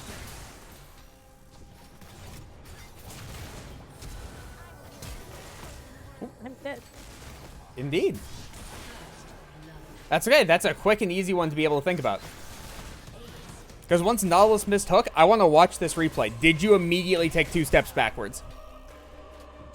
I don't remember. Probably. Knowing me. I need to mute my phone. Let me do that real quick. Because that's, again, super important to recognize. Because we can always tell whatever your intentions were based off of where you click. So, am I still sharing screens? I should be, right? Yeah. Yes. Yeah. I still see you. Okay. Because then realistically, the second problem was Nautilus got to auto attack you and you're a ranged champion. That should just never happen. Yeah, he did. Alright. So, let's speed this up. So, once we get to this stage, we can naturally just push it out. Nice and easy. Just as a duo. Let's watch. Do you notice the positioning already as a differential? Let's back this up just even 2 seconds. Why are we so far back? I did too. This is the differential, though. This is the thing I was talking about. Where if we have the ability to abuse them and the only stipulation of losing this lane is you in particular get hooked, you can stand right here and there's no chance of being hooked. You can stand so much farther up and so much closer to the point where what happens if I get hooked right now? How do you fight the Jhin? How do you fight the Nautilus? You're too far away. So if this is the case, my positioning can't function because of your positioning. I can get hooked here and just die. This is the wrong replay.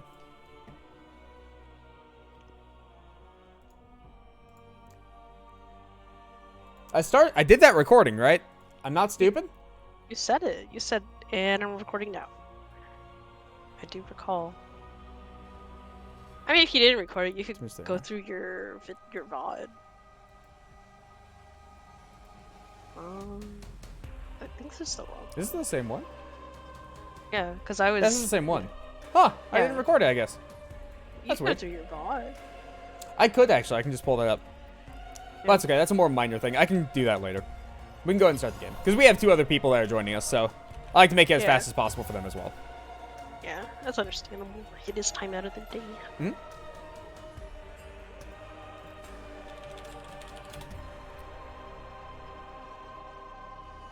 Did you swap Tiffany?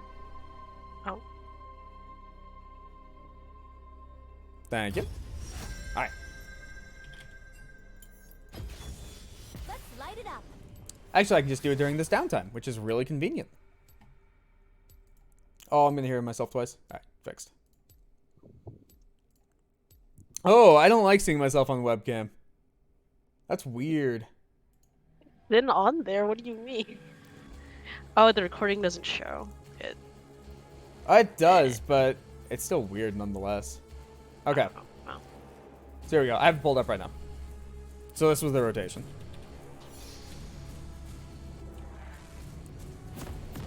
So, we're playing much farther up this time. Whoops. Didn't recognize the pause. There's the difference. You took the 2 steps back. Okay, I'm gonna make a giant sticky note, put it on my screen, stop moving backwards. To put into perspective, I was, whenever I bring people in, I always like to give them something. I don't like to just take from them. So, like, for instance, these two, I'm probably going to talk with them afterwards about specific things and try to give them as much information as possible, too. So, I brought in Henry, Bob1299, for one of these. And for his thing, he was having issues with Lucian Nami. So, we were running Lucian Nami versus Kate Lux. That is incredibly Lucian Nami favored. He was having a very, very similar problem, where Lucian Nami can just straight up insta-kill Lux at level 2 if Lucian's willing to burn flash. The Lux can't do anything about it. She just dies. And he just wasn't willing to play up and focus on, or like fight and do anything. It took literally 20 minutes of me just yelling, just go, for the love of God! Until he finally went, and he went once and he saw the difference, and he's just like, wait, I can just kill them. I'm like, yes! You can! It's like I understand, but it's the habit I have to break. Yep. Don't let my sunny disposition fool you. Because that time in that rotation, it was better. You were playing up with me. You absolutely were. But then it becomes a matter of like, okay, then once they utilize their ability, we should walk them all the way back to turret. They shouldn't be allowed to function. Alright, so here we're going to play up. We're going to play up. There we go. Because I want to get this bush control. I want to play up here. There we go. We now have Prio. There's no need to queue that. We already have Prio. You're only queuing the opponents. Okay. There we go. Now we should be autoing them. All those minions were full life. Notice how you got none of them. Play up, play up, play up, play up, play up, play up, play up. That's a kill. Beautiful. Don't die. Flash away. Little bit of a difference. Well, a lot. I'm alive. I didn't start the recording. Remember I talked about that bad habit? Well, you have bad habits, I have bad habits. Breaking the habits, John. Mm-hmm. But there's the thing, right? We should be able to do that on repeat, where if they touch farm, we should be able to punish them. They should not be allowed to function. If they miss a hook, we should be able to destroy that. If I get hooked, you should be able to destroy them for me, where I root, I walk backwards, you destroy them. Once they start walking back, then I get to rejoin fight, repeat process. And I'll lose like 75% of my life, but they should lose that much as well. But we have lane prio, so I can just play around that fact. They don't have that capability. I'm starting the recording. It is going right now. Recording. Yep. We're good. It's doing it. But luckily, VODs of it exist, which is nice. Yeah. Sorry. Quad's OP. So I have it pulled up, and it immediately nopes itself. There we go. So, notice how in this one, first off, you're playing much, much more aggro. But again, we don't have to queue this wave. You can stop queuing this wave entirely. We have So I double should range, just we're allowed to hold- do this. I should just hold Q for poke. Yep. So now it should just be constant auto attack. So do you understand the reason of why you're so low life? It's the same reason as the first rotation of the resets we did, one-on-one. I just You literally queued the wave, so something. how do you contest the Yeah. gen? Yeah. And then I kept hitting like full health minions and he just kept autoing me. Correct. Oh, this was still going. Whoops. Yep. Yeah, because the second part of that was, yeah, absolutely. He had no burden of execution. You had no burden of execution. You chose to auto-attack trade with him while there's no burden of execution right now. He has nothing to do but shoot you. So he should walk up and take the shot. He has nothing to do right now. Right. And there it is. Then on top of that as well, now once the Q is down, how do we trade with that cleanly? Well, we can't. So now he just gets to Q auto-attack you and boom, you're fucked. Yeah. Boop. But at least during all this time, I was allowed to play up and I was allowed to continuously auto. So now once we get to this stage, notice how low Bread's life is already. One binding can be a kill really easily at this stage. And it's constantly, we're now allowed to play this far up because we have the wave prio. That's what we're waiting on. That's what we're setting up for. Right? If this is a weaker AD carry, if this is like a Vayne or something, then fuck it, yeah, wave 1, walk straight past the wave. We don't have to care about getting the prio. It's just going to happen. But versus something with oomph to it, we're forced to care about the prio. Yeah. Strongest light is the one with Alrighty.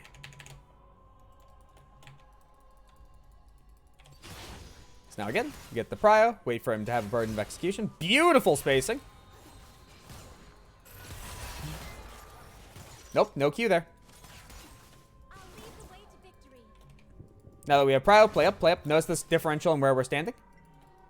All you have to do is space around Nautilus Hook. I get to play slightly in front of you. And then notice because of that Q, the wave pushed way too quickly. Light is but one of my weapons. Beautiful. I can get hooked into the turret here. Oh, I missed my binding. That was really bad of me. That should have just been a kill on Nautilus, or at least 75% of his life gone.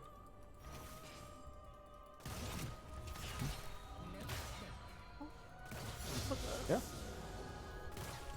Determination will see us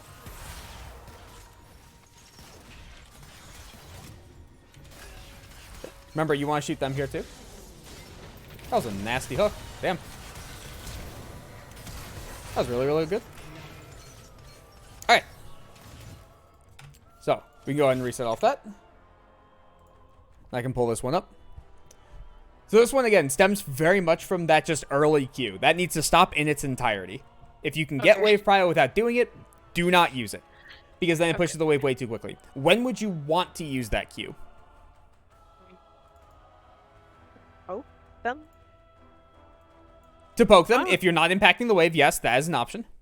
I've always used it to trim the wave. Okay. Why do we need to trim the wave here?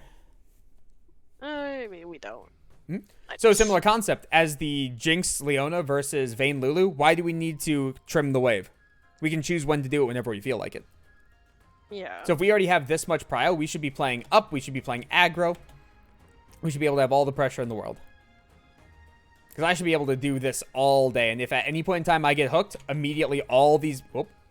It's full screen. All these minions turn on the Nautilus. We get to bind him and he's just completely screwed.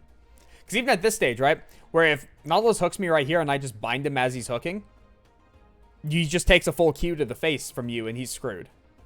Or you can just wait half a second for his aftershock to come off as well, and you can do it that way, up to you. Just depends on the circumstance.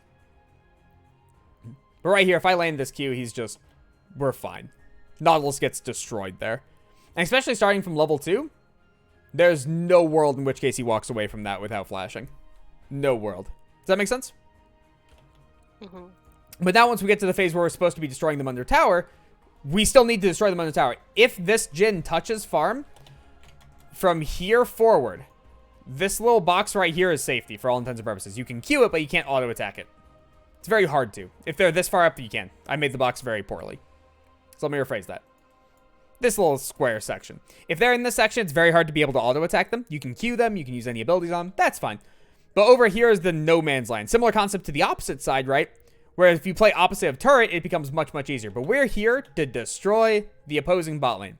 So if we destroy the opposing bot lane, we will naturally get a plate regardless, right? So anytime this Jhin can touch farm, we should be punishing him. At all points in time during that. So why are you backing away from turret here? I don't know. Scary.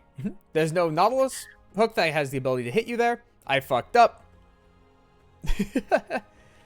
You should be trading on Brett at that point. The Jhin is up there. You should be in his face. You should make him reconsider even walking up towards minions. That is your goal in life above all else. Does that make sense? Yes. Okay. You run it back. Almost made a tournament draft out of habit. Whoop. And when we slow push this wave again, if we do this perfectly, we will be hitting level 3 as they're about to hit level 2. That's the level discrepancy that should be occurring when we do it correctly. And if we do it like we're prepping for a dive and we play for 4 waves instead of 3, we should be 3 while they're 1 approaching 2 instead of approaching 3 and approaching 2. Does that make sense? All right.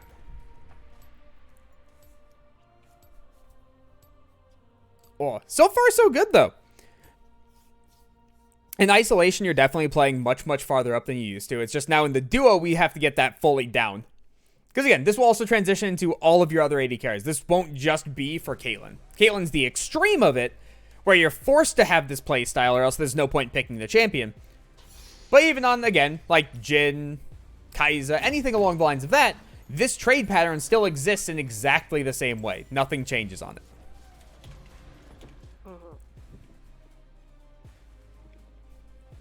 Light is but one of my weapons.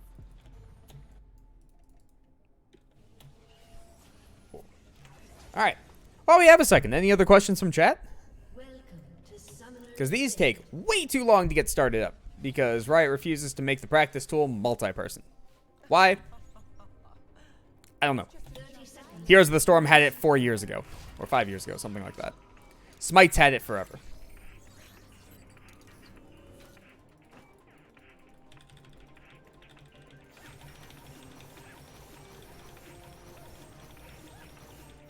If an ADC was a sandwich, what would they be? I have no idea. What kind of a question is that? Minions have spawned. I'll leave that to your imagination.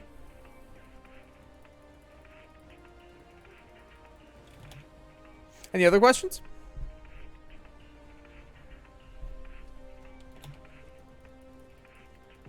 Determination will see us through.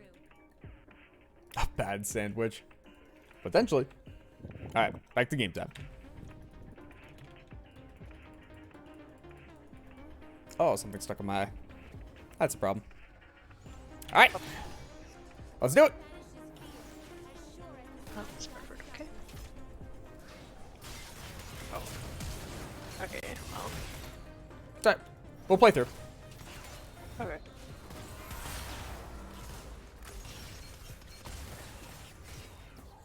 I'm going to die.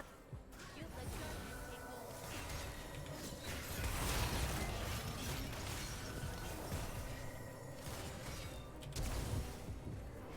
Oh, I'm not going to be able to get that off. My eye's still watering very heavily. Trap. Over. Whoop.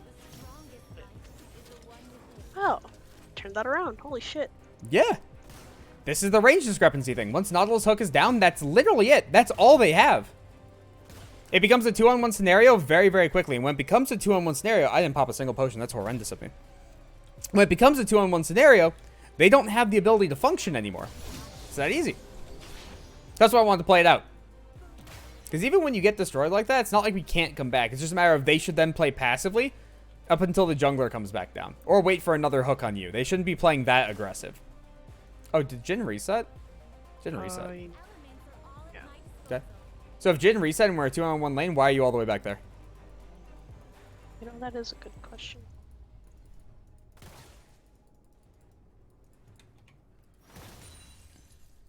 Okay, Jhin is back. A candle in the dark, a beacon to the world.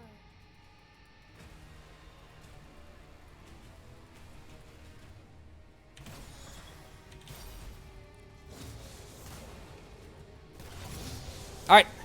So this is your moment. Punish them incredibly hard. Play in the correct spot.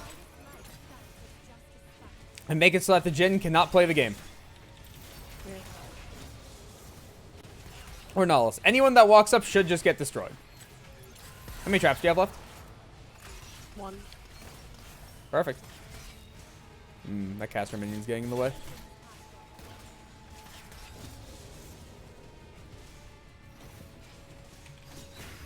Oh, that was bad. Actually, I'm surprised that hit. Whoops. I zoned out for a second. I'm trying to look at you more than myself, which is causing a problem. Goodbye, Tiffany. I'm gonna kill will be Moose. Or try to kill Moose. I think I'm doing better though. At Yeah, least. much better. I insert the recording. Okay. We have stream for this. It's fine. Yeah, that's true. So I'm going to pull them both in for this. Okay. Hello, you two. Hi. Welcome Hello. back. Alrighty. I forgot to start the recording, so I'm going to be showing it from stream. So, this was the example of the worst case scenario of the Caitlyn getting bound, right? Because once the Caitlyn gets bound, all of a sudden massive issues can start to occur. Where she has to blow flash or other summoners, and all of a sudden once jungler comes down, that's game over right there. So once this hook comes out, the immediate flash is required or else death occurs, right? Again, once flash gets blown, all of a sudden jungler comes down, you're all set. So the next step to this then becomes Nautilus needs to get a hook up, and during the time where Nautilus hook is down, these two should be playing incredibly aggressive, right?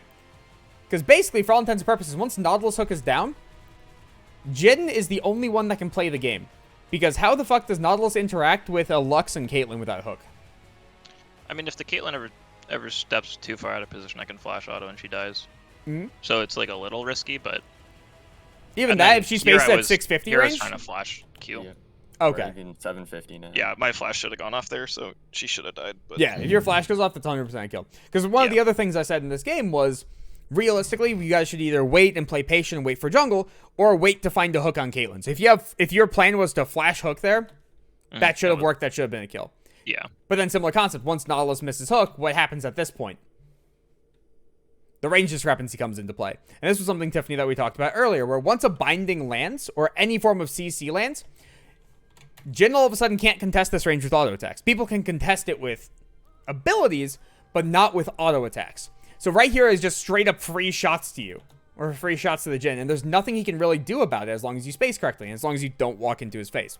You can choose to walk into his face to be able to chase him down more, but that's not a requirement in some circumstances. No, unfortunately, just couldn't finish off the kill. Became very, very close. But that's that whole concept we were talking about of that range discrepancy thing of once Nautilus hook is down, we get to play the game, and once one binding lands, the opposing AD carry doesn't have the ability to trade back. So now the next question then becomes, why the fuck are you walking away? Yeah. Not sure. Jin's gone. I have binding up. Next binding that lands, boom, gone.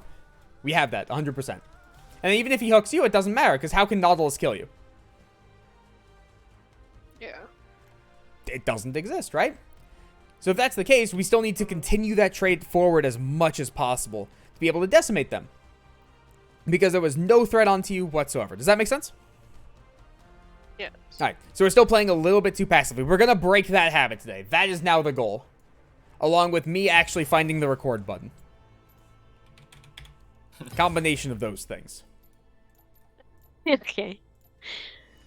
Also, thank you, you two, for spending your time out to help. Oh, it's No problemo. Redford, so Yeah. I'm loving this.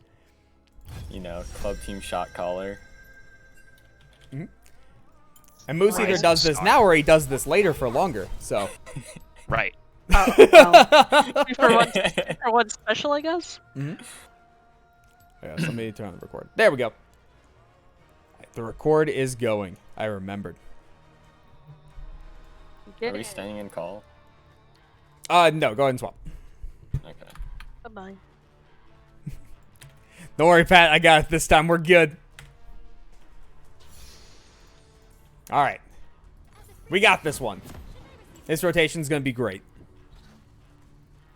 We are definitely much, much better than previous. And after we get this one down, by the way, we are going to swap up champions to a less easy matchup. This one is supposed to be not brain dead, but like as I mean, close it's to a obvious reality what of it you should win as possible. Yeah. Because all of a sudden, I I mean, it can makes put them on sense. like Soraka Sona, and it's like, no shit, Caitlyn Lux will beat that kind of thing in laning phase. But this is a very realistic, they have power, they have a win condition, we have power, we have a win condition. Ours is harder to execute on, but more consistent if it works.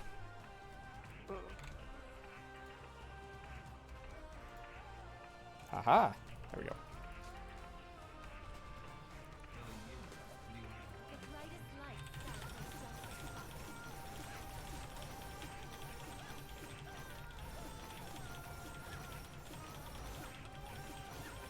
Minions have spawned. One of these will be faster. So far, well, we have a second. Any questions? So, let's see. Stop playing back. Don't cue the wave. Yeah. So, Okay. without light, people lose heart.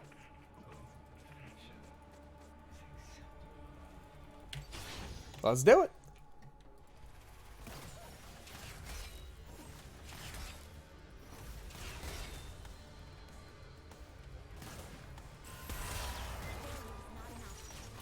As from Bush just heads up. Mid Bush is revealed. Walking up here. Watch for Rock once that minion does.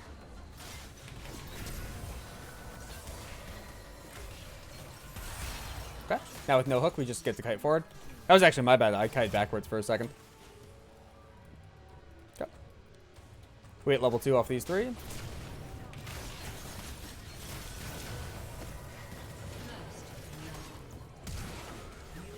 That's my bad for getting cooked. It's okay. I have to kill Moose. This is an honor thing. It's a what? It's an honor thing. He has to die. I'm sorry, what? Lied across the screen? Huh? Hook hitbox is dumb. Hook hitbox is very dumb. Oh, but your literal body just slid. Yeah, it happens.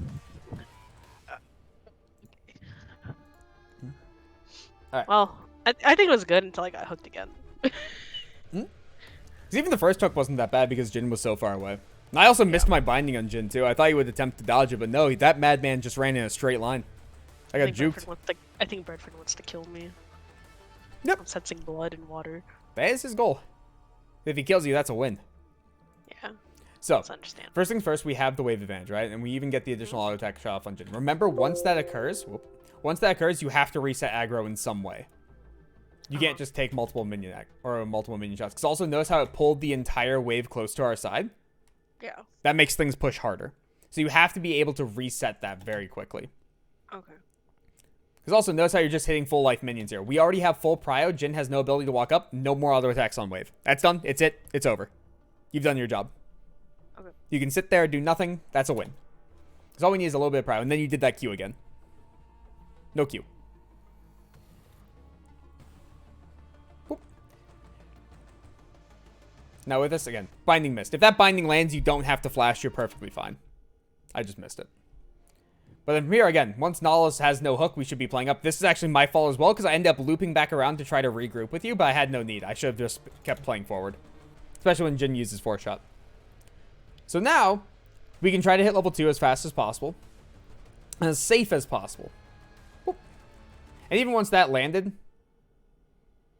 we still end up trading 1-for-1, where if it's 80 carry for 80 carry, it's not the worst considering we have a Lux, right? And we're a Lux Caitlyn. So if they use resources to kill us, we're going to naturally be on the front foot. Because what happens if Nautilus has no flash anymore? Well, then now you don't have to worry about flash hook range anymore. What happens if Jin has no flash? Well, then how does he get out of my binding? Or dodge my binding? Or dodge your poke? Or engage off of that? Things like that, right? So in this kind of a matchup, them blowing resources is much more detrimental to them than us blowing our resources. Does that make sense? Yeah. Okay, so that trade does end up being fine. And then, yeah, if we just ended up slow pushing that wave, he never got that hook off, we could stack 2 to 3 waves underneath their turret and then just destroy them off that. And again, under normal circumstances, that would just be a dive. I do want to emphasize on that point. Excuse me, everything there makes sense? Yes. Okay. We got this. 1 to 2 more rotations of this, because we are right on the edge of getting it right.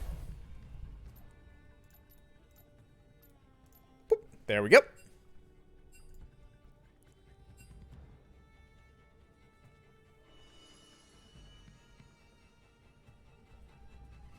Brad, stop typing in chat and move to the other side. Thank you. He figured it out. Let's light it up. Alright. We got this. So again, goal above all else on this one. Slight push. Make sure it is slight. We do not need a massive push in any way, shape, or form. Make sure that once that happens, we stop auto-attacking the wave. Go ahead. Could I be hitting the minions in the beginning at all? Yes, slightly.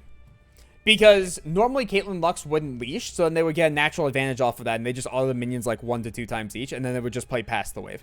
Because we're playing from a neutral standpoint, we're ignoring that fact. Thank you, Twins. I forgot about the recording. I can't wait to get started. Alrighty. So. Again, just a quick recap. Once we get that slight advantage, we start playing up very, very far. You stand behind the minions slightly, and we're able to just decimate off of that. Knowledge illuminates the true path. So is this just this matchup? No, we're going to be doing more matchups. The entire purpose of this in particular is AD carry should be trying to find isolated trades on their opponents along with playing with their support. So in this circumstance, Lux wants to be able to get bush control And the way to do that is by literally walking into them, and then if Nautilus hooks, I bind, Caitlyn fights with me. And during the downtime, Caitlyn should be zoning off Jhin so that when Jhin tries to join the Nautilus in the fight, he's late to it. So the Nautilus gets destroyed for landing a hook on me. And then off of that, if I lose half my life and Nautilus loses half of his life, that's a win for us because we're the abusers. We get to continue this abuse after his hook is down, and he doesn't get to play the game. So this is an extreme version of it, where we have the pokiest, or one of the pokiest lanes in the game. They have one that has a win condition of they have to land a hook on Caitlyn for all intents and purposes. So it's a way where they still can win comparatively to just pure, just absolute destruction. But it's one that's hard to do. And if we make a tiny misstep, that's an immediate kill. So for instance, if I'm playing up and I get Nautilus hooked and Caitlyn's not zoning Jhin, well then I just die. That's the kind of stuff we're talking about. A candle in the dark. Alright, let's do it. The world.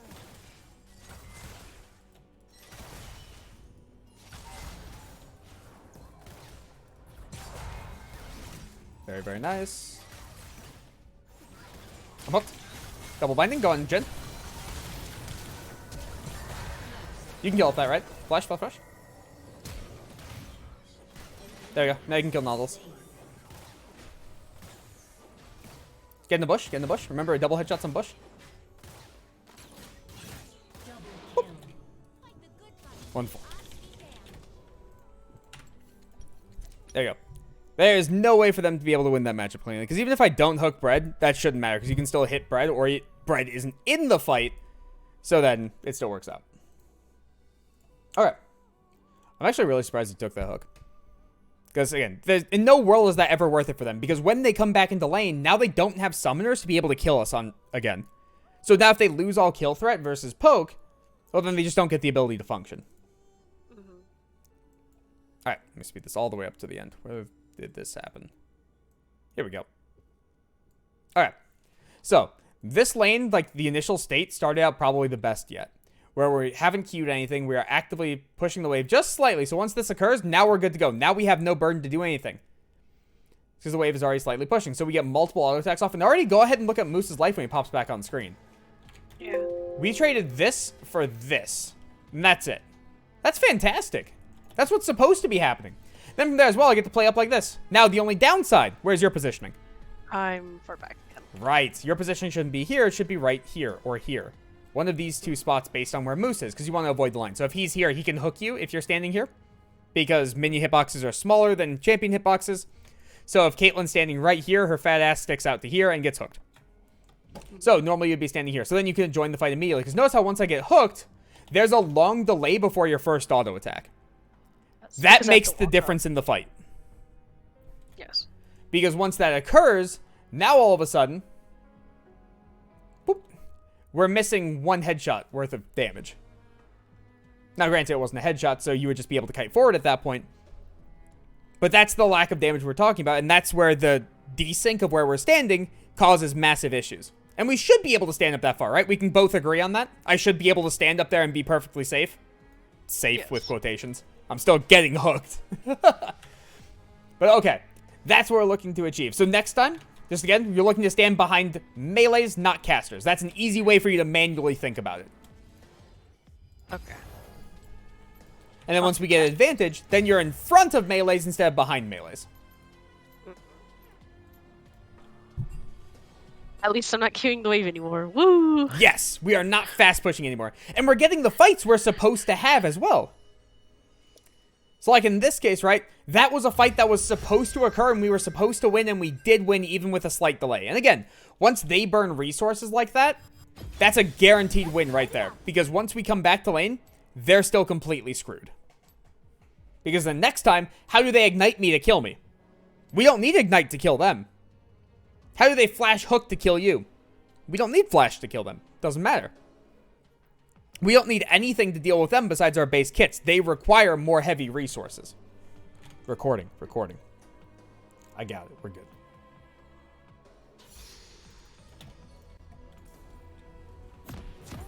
This is good. Getting back in the habit of recording things. I can't wait to get started. That's what happens when I don't coach in a week. Okay.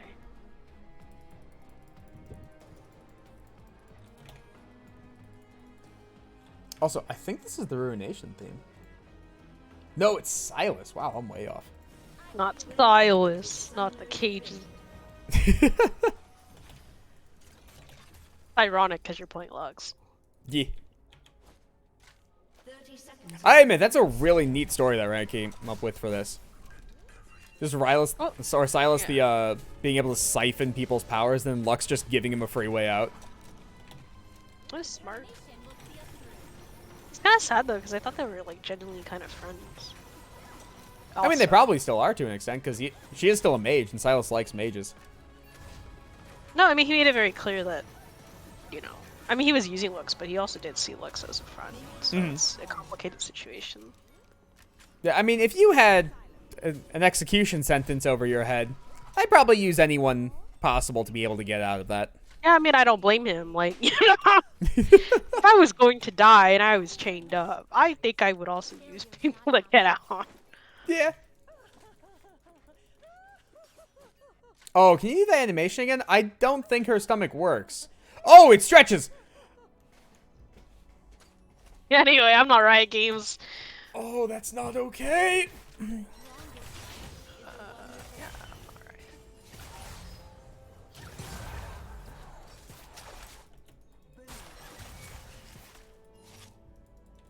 There we go. With slight pressure, I'm going to walk up here. There we go. Just play out Nautilus hook range and you're good. Look at that! Hope banishes fear, as sure as the sun does darkness. Look at that. Now we just slow push this wave. If Jin touches a minion, you shoot him. You can just stand right here and be happy. And I can stand right here and Nautilus won't hook me. Even if he tries. So it doesn't matter. And then once I hit level 2, I'll throw out Ease and we'll be good to go off that. Dark. A beacon Look at that! You get a check mark.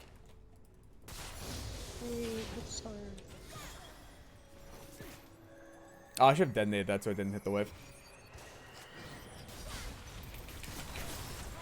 Okay. No, why are you cutting back? Okay.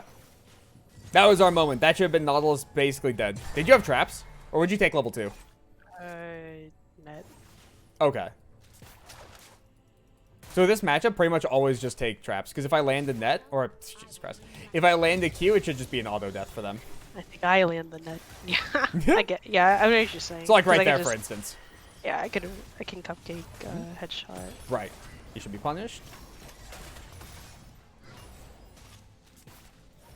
Beautiful.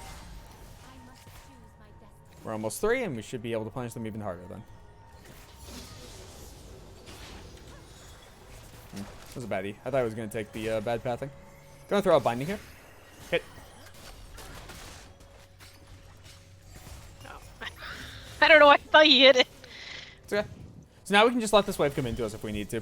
It's all situational from here on out. So from this point forward, if we let the wave come into us, then we just play zone like this. And it's just basically what we were doing previously, but now we have the wave coming into us. All I need to do is watch for a Nautilus hook. And I just have to insta-bind off of it. And if that's the case, you should be able to just kill him. All at my Especially now with traps. I'm gonna throw a... Oh, I'm out of the bush.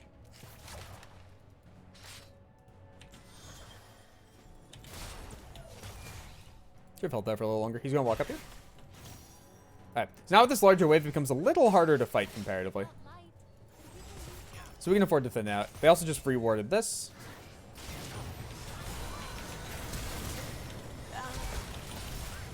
Goodbye. Or the super focused on the Yep, because that's the goal. Remember, if I get hooked, it doesn't matter.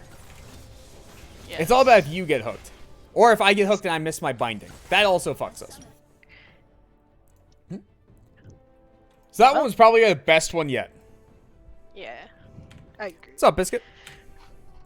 So, when I pull this one up, be proud of this rotation. Okay, okay. Let me Making my pull them habit. into call as well. Hello, you two. Hello. We're going to be swapping up champions after this one. Okay. Because that was the first rotation where the majority of the things were done correctly in the first 3 waves. Mhm. So, when we're looking at this initially, first off, move around a little bit. But realistically, the Caitlyn Lux are the ones looking to play as the aggressors, and the Caitlyn needs to be able to play up with the Lux, right? Because as long as we're both playing in tandem, if I get hooked, it's an immediate binding, and then Caitlyn can immediately fight the Nautilus, and that becomes worst case scenario a trade kill, which is a win for us because I'm the one dying. And then Caitlyn just goes back to abusing, right? So this is the first time where we're actively playing all the way up. We're preventing you guys from being able to play the game. And you get zoned all the way to turret to the point where you even miss experience. This one got missed. This one probably gets missed too. Yeah. Oh, it didn't die. Now in we time. get that one. Unfortunate. But yeah, so then off of that, we're still playing up, we're still playing aggro, and we're playing to the point where if I get hooked, the Caitlyn can immediately play with me. Perfect, that's what's supposed to be happening. And now, I'm going to pause this for a second. Keep in mind, under normal circumstances, junglers exist, okay? This is not just purely in isolation. Okay? And because this is not just purely in isolation normally, on this third wave, you would get dove. I'm not showing anything. Yeah. Fixed. All fixed. It's fine. So, under normal circumstances, on this wave, you would get dove. Or on the third wave. That is just the reality of what's supposed to occur. Does that make sense? Yep.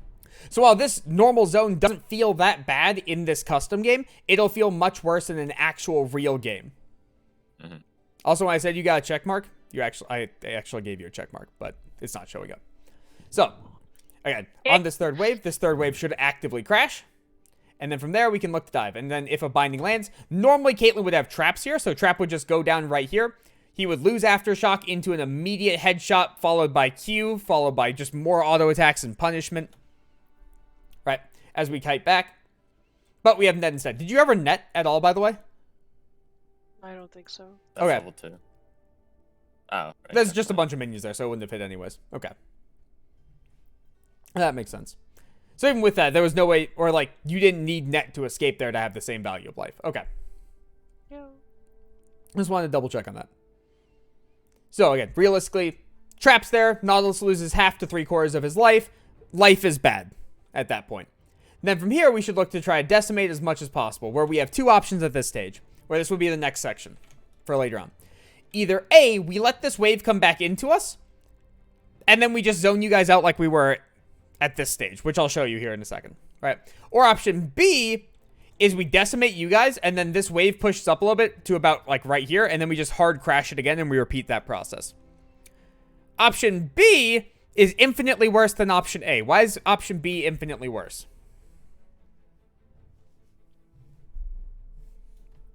The options. Yeah, option A is let this wave come back into us, and we just zone them off like what we did here. Yeah. Option B is we poke them out during this time frame. We let this wave come out, and when it catches our wave, like right about here-ish, we would hard push it back in. We're just giving the minions back to them. Yeah, we're giving we're giving ourselves less time to punish them because it's one wave crashing instead of 2 to 4 around that area, right? We are giving them an easier time farming because we are giving less punishment.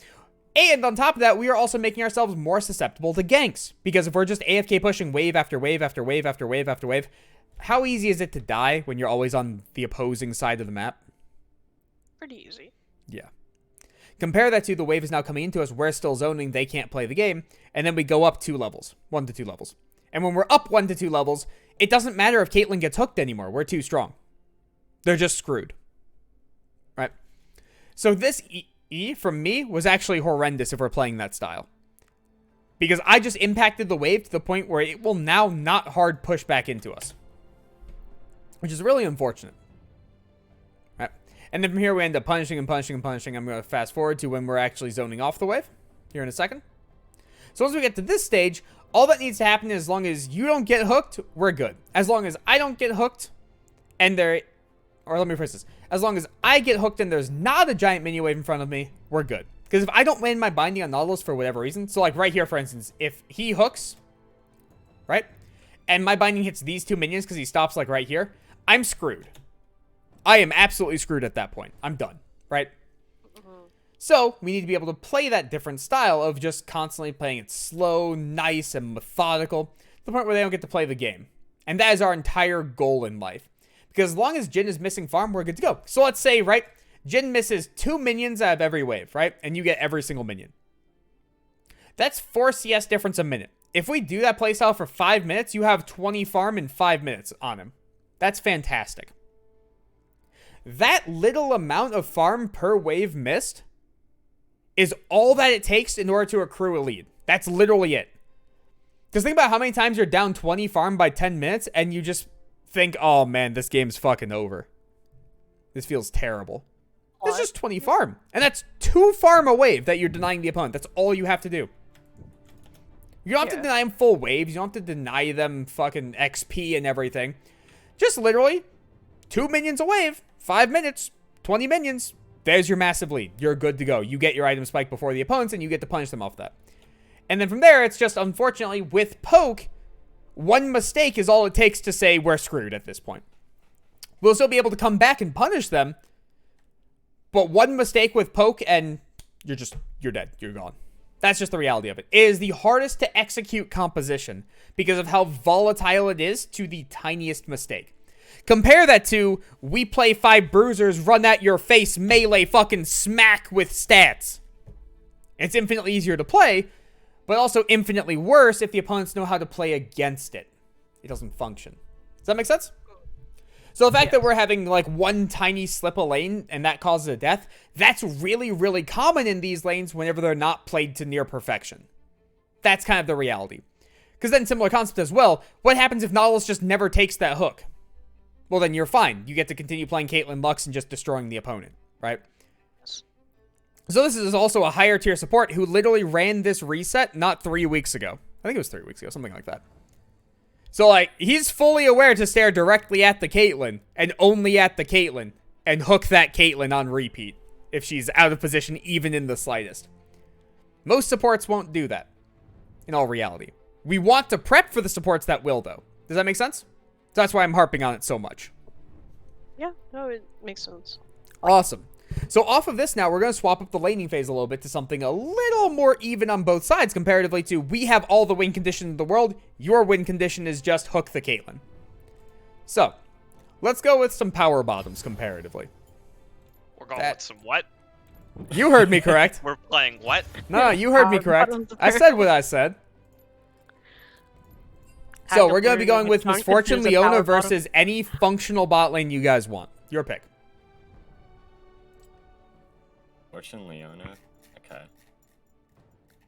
You think MF is a power bottom? Hey man, she hurts in the bot lane. It happens. Is that all it takes to be considered a power bottom these days? That's what I In was League, saying. absolutely. So, what do you guys want to play?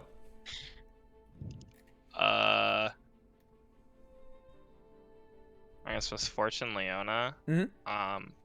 Look for about power neutral. Like Zyricon. That's not bad. You comfy with that, Brad? Sure. Awesome. Okay. Let's do it. It's because I played MF Leona the other day. I think Rakan's pretty close to a power bottom. I could see it. I mean, Zaya's absolutely the top in the relationship. Oh yeah, definitely. Not No, even she a still plays question. bot lane. Anyways, She's I'm going to the kick you guys out of the call now. She's the top. Okay. There we go. All right. So, I got some explaining to do. So, with this now, we're going to apply those concepts that we had with the Caitlyn Lux into a more volatile environment. You are closer to the opponents, right? So, when the Xayah is going for farm, that doesn't change the fact you can still auto-attack her. That doesn't change the fact you can still double-tap her off of minions, right? None of that has swapped. The fact that Rakan can still jump on you and that can cause massive issues has still not changed. All of that's the same. The biggest things that's happened is now Xayah will put up a large amount of oomph on her own. Misfortune has a shorter range than Caitlyn as well. So between those two things, if you don't trade at the correct time, you're going to feel it a lot more comparatively. But if Rakan gets on you, you're still dead exactly the same way. I'll try to save you as Leona, but there is only so much I can do. Okay. He's going to poke Xayah. Okay. That's fine.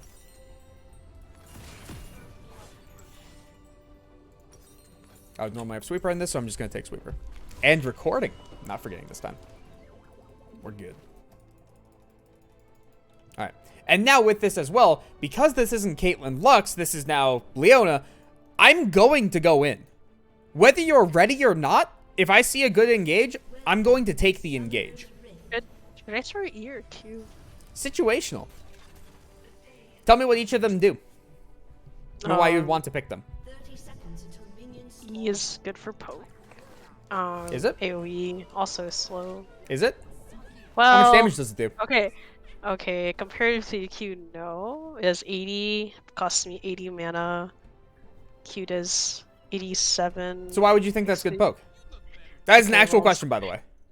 I want to know your I thought don't process. know. Because the AoE and the slow. The AoE and the slow. Okay, that's not poke. Well, Minions have spawned. So think about well it. that's it. Okay. So realistically, it's reliable for one. So it will guaranteed proc your Mana Flow Band. It will guaranteed proc Comet, and Comet will guaranteed land. Yes. Right? Part 2 of it then becomes you use your E, and then you trade with autos because the opponent is slowed. So they can't escape you. So when they go for that one minion, you can E auto and now walk away. They can't trade back. Uh-huh. But Q, as an isolated environment, is a better poke tool.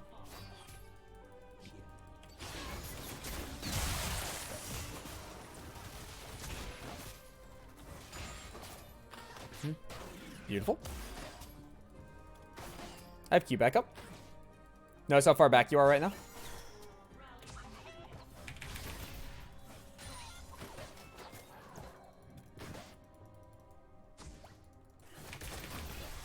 Okay.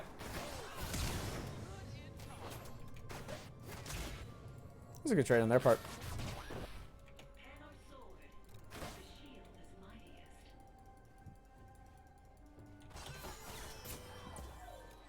Such is the unfortunate reality of me queuing wards, though.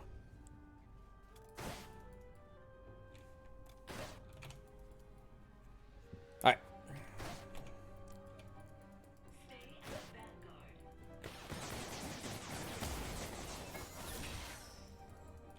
I can let go here if they walk up too far. Nice double tap. If he touches any minion, I'm going to take it.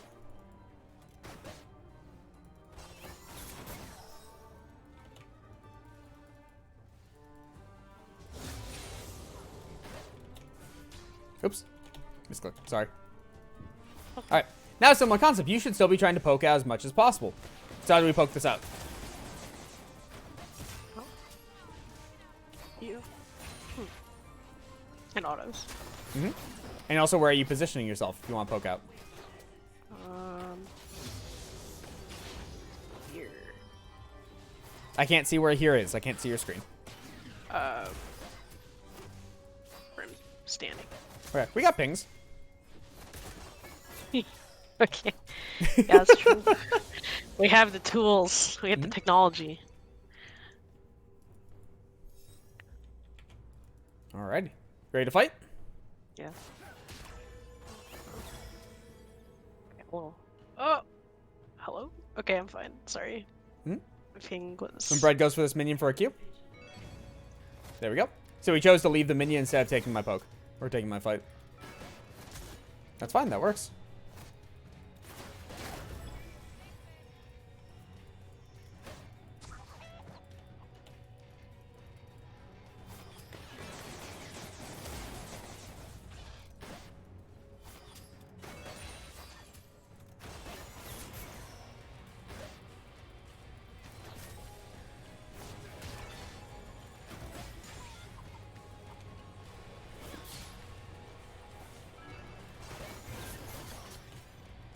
Let this eat. Yep, he's almost out of mana. Also, you started wrong start, by the way. You went back to D-Blade. Okay, we got one sword, huh? Yep.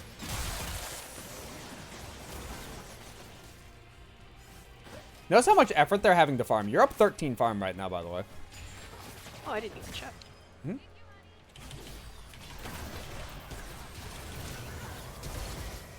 I'm dead. Ooh. I think you got a single auto attack off we killed.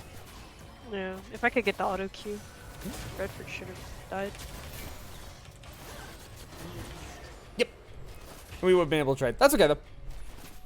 But we understand that concept. We are good to go. So, let me stop the recording. Yay! And now, notice, that is so much easier to be able to do because, one, you have a Leona not literally throwing herself underneath the fucking turret. Two, we're actually playing around the state of the lane instead of saying we have to kill the opponent, right? Notice how we didn't kill them. We didn't do anything. I didn't engage a single time. I pressed E one time, and that was the fight we lost. Right? I did nothing. And that's fine. A lot of people don't recognize that is fine. It's not your job to kill the opponent. It's your job to suffocate them out.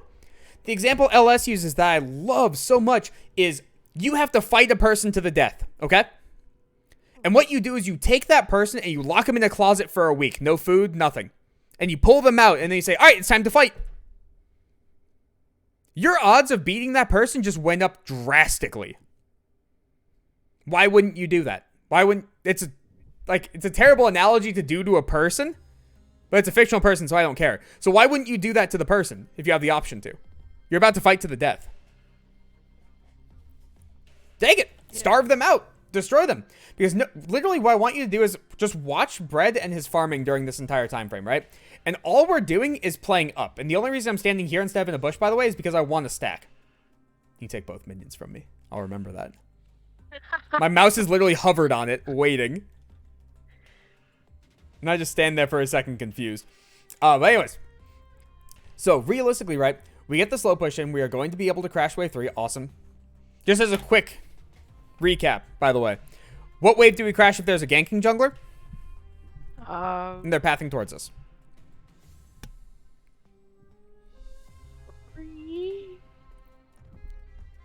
What time in game is 3? I don't remember. It's on the screen. 2:30. Right. What type of jungler comes online at 2:30? Where they have the ability to gank. What do you mean? What kind? So, when I mean come online, it means that they are done with their rotation of camps and they are trying to gank. Like gank. I mean. Yeah, so what time do ganking junglers come online?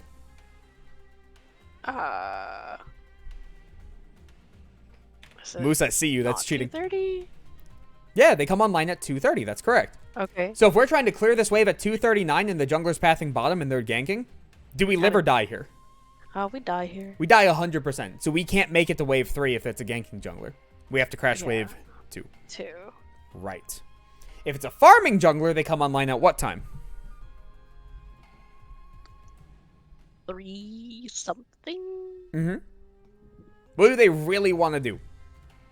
Farm. And play for? There's a little doodad in the river that likes plants. Scuttle. Yeah, they play for Skull. What time does Skull spawn? I don't know what time Scuttle spawns. Okay, 3:15. It spawns at 3:15. So most farming junglers, if not all of them, will show up to that crab at 3:15 to take it. So they come online to be able to gank at 3:15. So watch what happens when this third wave disappears. If we would normally decide to just hard push this. So by the time it hits 3:15, where they would come online and have the ability to gank, we're already recalling. Okay. Moose just brought up a good point. Do they do that with Skull being pooped now? Yes and no. Good junglers can full clear all 6 camps by 3:15 and then walk to Skull Crab. Bad junglers should finish their full clear and go to 3:25 and then go for Skull Crab. If the opposing team took that Skull Crab, then they can just walk to the other Skull Crab, be level 4 while the opponents are level 3, and then you just win that fight. So you get a Skull Crab regardless for full clear. Yeah. But yeah, look at this. Look at so far in this lane, right? Besides the one time you had the flash so far, they haven't had the ability to function. And then that tower shot too. They haven't had the ability to function. Realistically, you should also be higher health because you should have refillable. Right? When we speed this up, we're not just randomly AFK pushing waves. That's not our purpose in life. We're standing right here in their faces saying, you are not allowed to walk up to this wave. Right? That is our purpose in life. You don't beat people by killing them. You only beat people by killing them if they are bad. No one should elect into a bad fight. That's not a reality. But notice how Bread is literally standing all the way back. Why? Why is Bread standing all the way back here? He can't come up Why can't he come up? because of our positioning. What about our positioning? Well, yeah, at least you're up there, but the wave is also. I don't know. If he walks anywhere near this bush right whatsoever, I engage just on go him. on him. If you're in Yeah. range to follow up this engage, he's screwed. Absolutely Yeah. screwed. So if you're not playing up, I get pushed out of this bush. Yes. If I'm playing anywhere in this bush, he can't walk forward. So by default, your positioning is causing my positioning, which is causing his positioning. Yes. And all this stems from fucking bush control. Every person is playing for bush control because it's all that matters. And notice again, I could have just E'd the Rakan there and gambled it, but the second I E, Xayah gets to play the game. Why would I E? What's the point of that? Because this is about the point where we look at the farm and it's like, well, shit, you're up 13 farm all of a sudden, and we're on wave 6. If we continue that trend, by the way, 6 waves is 3 minutes. Okay? Uh-huh. If we continue that trend for 3 rotations, so 9 total minutes, that man is down 39 farm. 39 farm by 10 minutes and 30 seconds in the game. For all intents and purposes, you're at 100 while he's at 60. I can do math. Yeah. That is end game right there. He just loses. He doesn't have the goal to be able to hit mid game cleanly or survive any ganks. He doesn't have the damage output to do it. They can't contest dragons. They can't contest skulls. They can't rotate or do anything. They don't get to play the game. And notice how, again, we had 0 fights. 0 fights to cause that net result. It was all of those fights would be completely wasted. Because if I ever went in and it ever went slightly wrong, all of our lead just vanished. It was just gone. So the only time I would go in was when I could guarantee we at least killed the Xayah at a bare minimum. That had to be the requirement. Does that make sense? Yes. And again, I can't do that if you don't play forward. If you don't play forward with me, and like you were playing how we before we started this session today, I can never play the game. If I can never play the game, that Xayah is allowed to play the game. If that Xayah is allowed to play the game, you have equal farm, even though we should be destroying this matchup. And here is that result showing itself. Boop. So the only reason I went in there is because, if you guaranteed auto Q auto, done. Bread dies, and we trade you. Why is that a good trade? I get the kill, but also our wave will shove into theirs. So Yeah. he will lose the wave, and I will come back to happy time. Let's find a spot where I actually pulled up the CS, so I can see his exact CS. Believe it was back here, like on this wave. Oh, yeah, I can just do this and wait to see the tab menu. Come on. I can find it. I know it's here somewhere. No, I'm not going to be able to find it. That's okay. Realistically, oh, there it is. Okay, cool. So he's at 15 farm right now.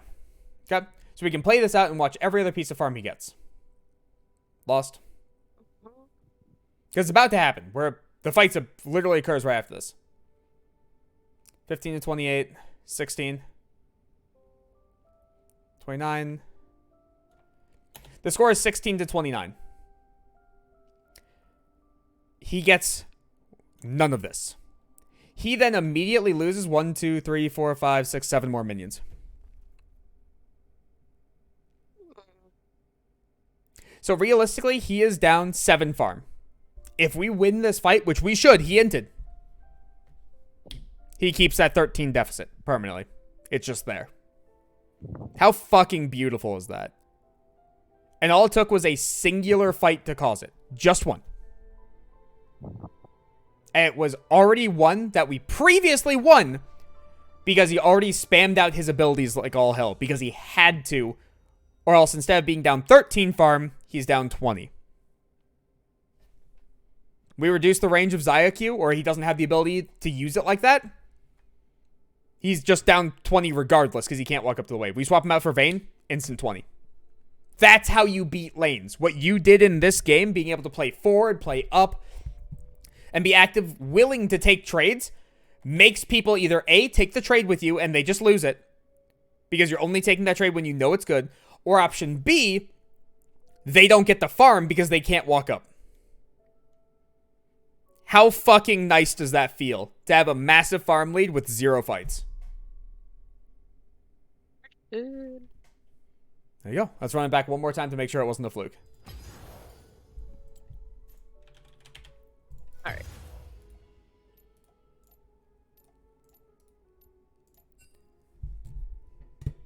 There we go. I invited Bread first just to make sure he stayed on the correct side. I was gonna say The dawn has arrived. the switch. Alrighty. This is good.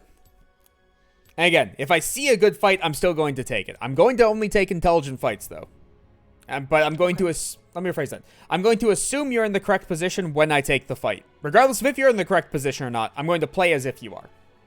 Similar concept to last game. So, like last game where Rakan was playing up to you and he Q'd you, I'm not going to E on that because he's just going to E away. So, it's worthless for me.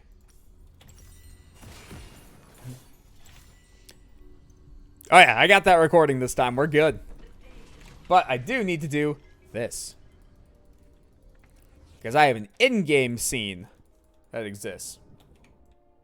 Also, I need to figure out what this stuttering issue is, where it's just all fuzzy whenever I hold spacebar. Wait, it looks fine on stream. It's just bad on my monitor.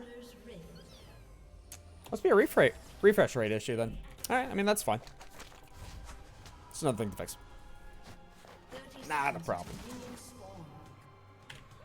Alright, so similar concept.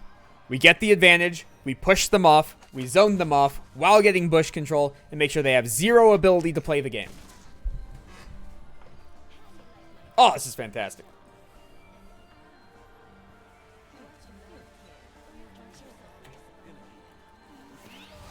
By the way, how does the hat just do this? Doesn't make any sense. Like, I know You're complaining about that, but Gangplank eating oranges to get out of a staring contest with Malzahar makes sense? Yeah, you know. But this just doesn't. This is not physics.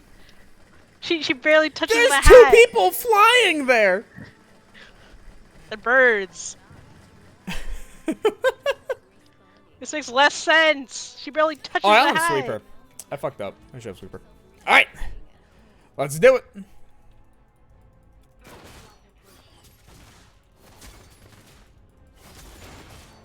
There's our advantage walking up.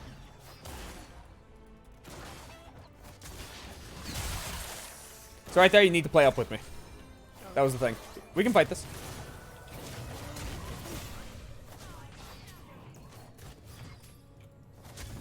Alright, we're just gonna call a reset there.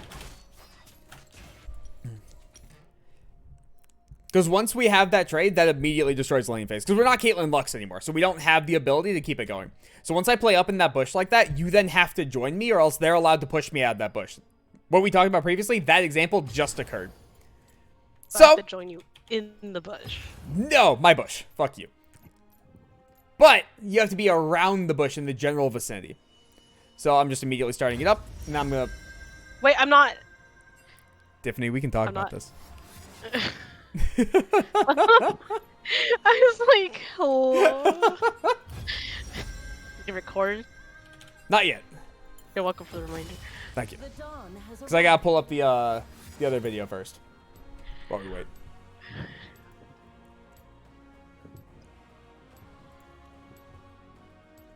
Wow, this takes 3 years. I guess I also just need a solid state drive. I've been lazy, and that's the one thing I haven't bought for my computer yet. Oh yeah, most people nowadays have the SSD.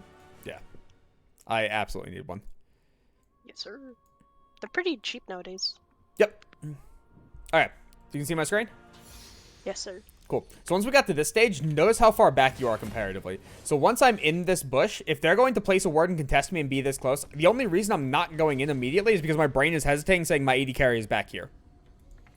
The second they walk up like this, that means an immediate, I should be stunning and we should just be winning the fight.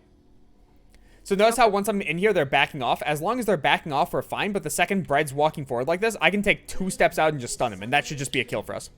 Then from there, Rakan should W on you. You should flash forward, and that's just a dead Bread. Does that make sense? Alright, that's the sequence of events. If you flash for Con W, he's completely worthless. And if you flash forward because we're on the front foot, then we just win the fight. Okay. There we go. And this time, I took Sweeper.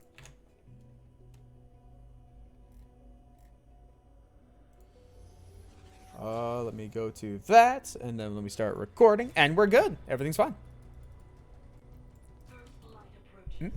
That's going to be something that takes a little bit of getting used to, though.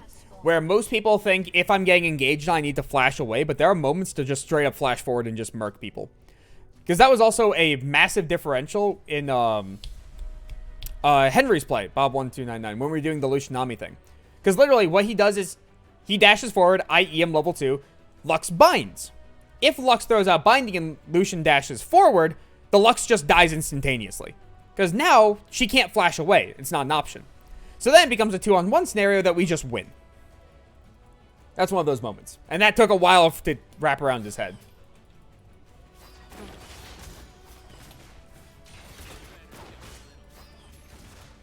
There we go. Starting to press up. There it is. Igniting Recon.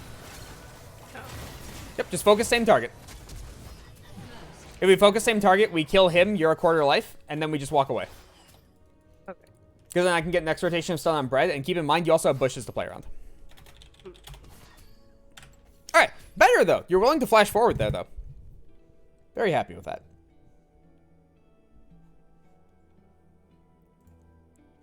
Alright. Let me stop that recording. Because I do want to actually showcase that example, because realistically, that's going to be a very prevalent thing if Moose is going to continuously W forward, which is fine on his part. It's not bad to be able to do. Nice, actually loaded up. Beautiful. We're all in the same spots. Wonderful. The dawn has arrived. Let me go back to that. All right. So once we get to this stage of the flashing forward part. So, now once we get here, what's going to happen is when you flash forward, all you have to do is keep focusing Moose and then just kite away from the AD carry. And how does he keep hitting you? So now off of that flash, we've created a 2-on-1 isolated environment on Moose. So what does Moose have to do at that point? Has to go back to Brentford or Yeah, fight him. and more likely than not, he's going to have to flash.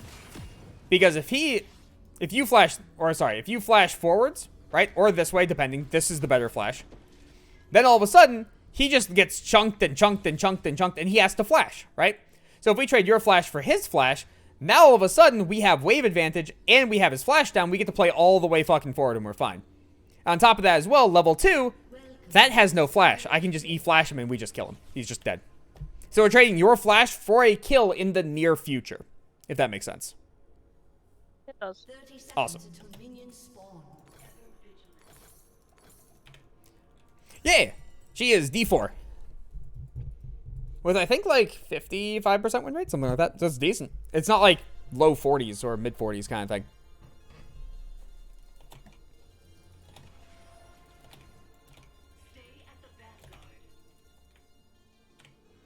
Alrighty.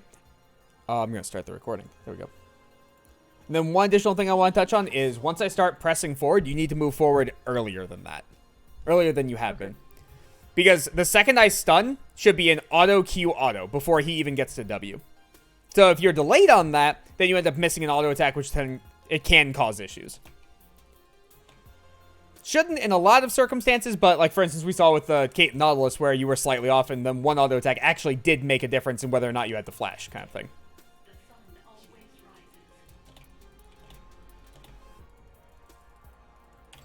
Alright, let's do it.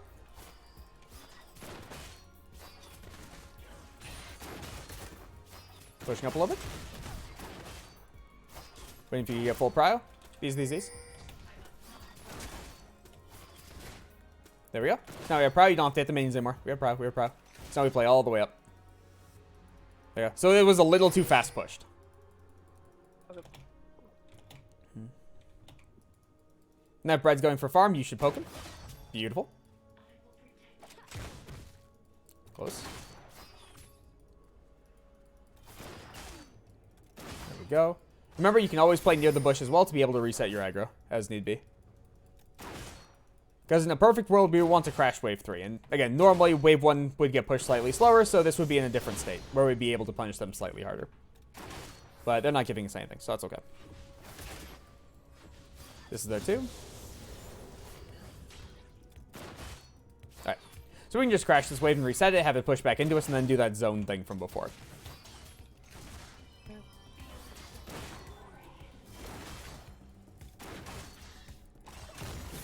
Nice poke.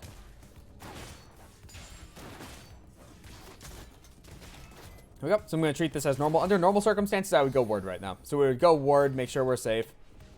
Or like grab skull crab and things like that.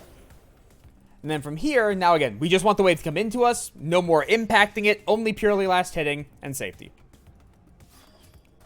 They will also hit level 3 before us, just slightly. So we have to wait it out. You also have 3 potions. You can use one of them. You're good. There's their 3, so we chill for a second. You don't have to flash that. You were good. You walked out of it. Well. Okay. So, now we thin out the wave slightly to hit level 3. Once we hit level 3, then we fight back.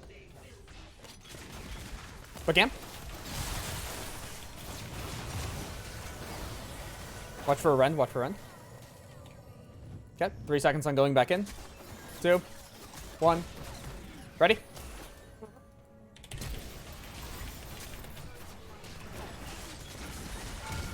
Nice, that's a splash. That's really, really good. My life is irrelevant. I'm going to heal up.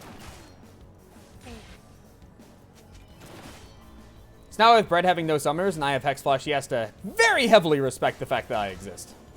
It's all yours. I got Ken. Notice how now as well, the wave is pushing into us. So one false step from Brett and he just kind of fucking dies. I'm also going to stand back here because this isn't warded and Moose is 100% going to Q this to try to get vision on us. Get ready to play for Bread when he goes for a cannon.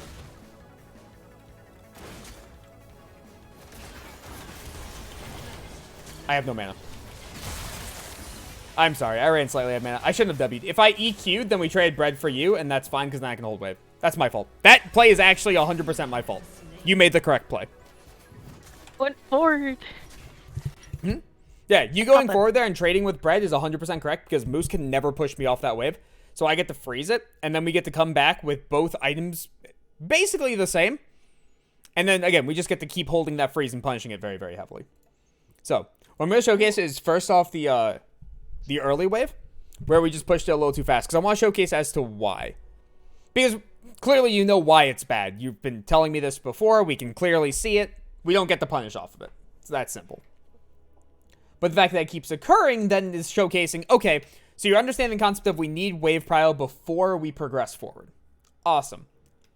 But you're then focusing so hard on that then this is the result that's occurring. And that's fine. We just need to pull back slightly. That's all. So once we get into this state, right? Once you do that, right there, we're already good. Now, on top of that as well, something to keep in mind is, look at how the wave is kind of fucked a little bit on both sides, right? Yeah. So if we want to fix this wave in some fashion, the way to fix it is to clear out the farthest back minion. Why?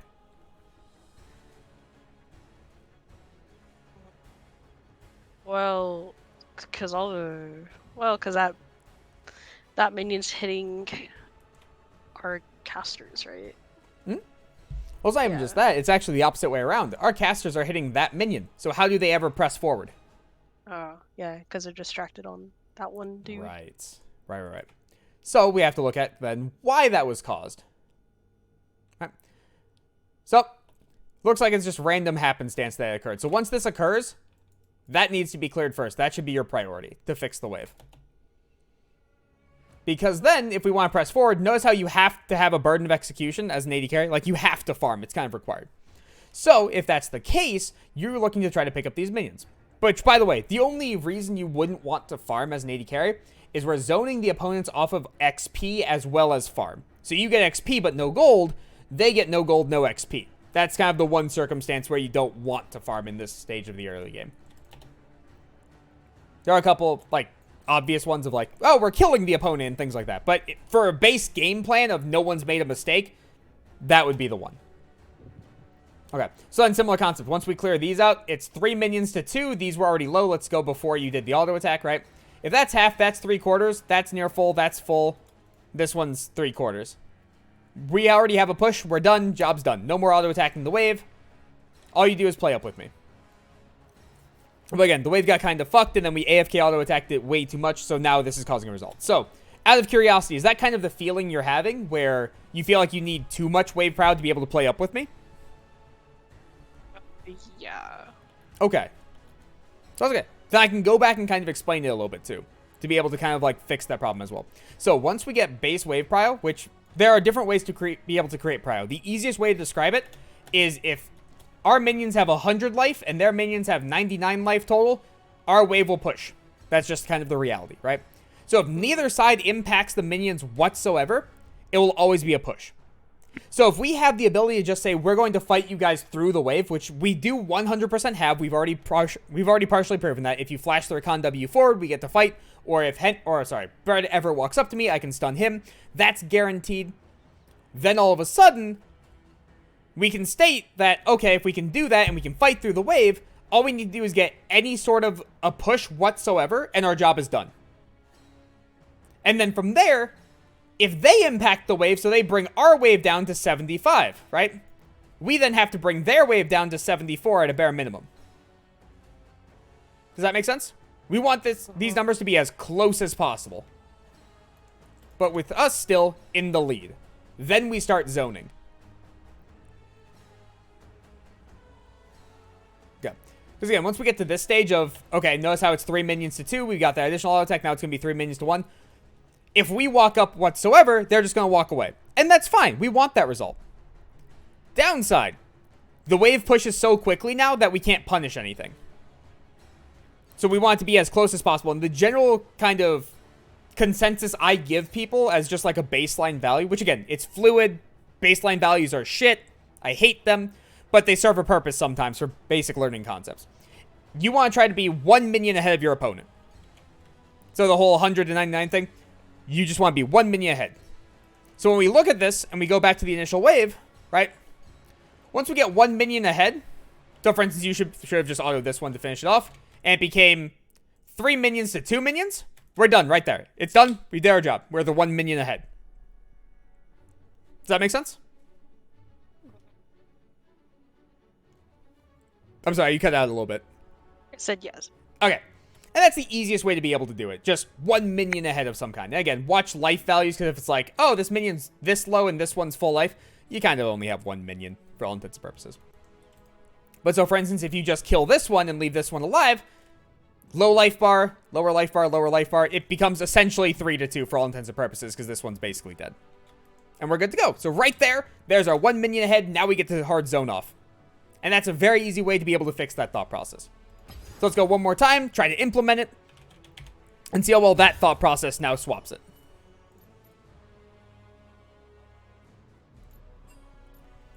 There we go.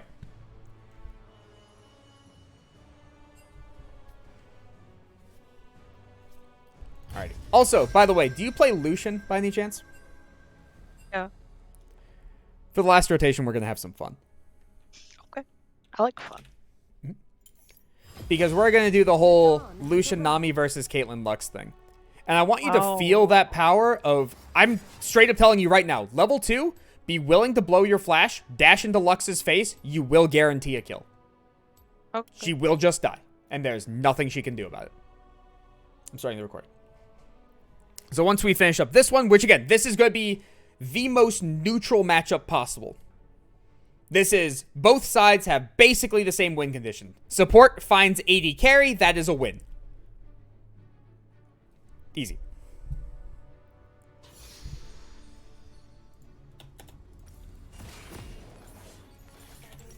And sweep. Alright. So. With this again, we're going to try to suffocate them out as much as possible. I'll only take a fight if it's really, really good. Beyond that, we play for bush control, we play for zone control, and we play for them coming into us, and then they're just fucked. Yep. Lucian Nami is a great way to be able to practice bot lane, where you need to play aggressive. Because on top of that as well, Generally, it's the AD carry that has a problem playing aggressive. Supports generally want to brawl because they have no care for their own life. It's wonderful. I keep looking here at chat, even though webcam's here. Not used to that yet. So with Lucian Nami, Lucian is the engager, not the Nami. So the AD carry is the one that has to frontline and has to be comfortable frontlining. So it fixes that problem of them wanting to sit back, because if they sit back, nothing will ever occur. Thank you. I'll get used to this eventually. One day. Today is not that day. I just got that shit set up, so it's a little wonky still.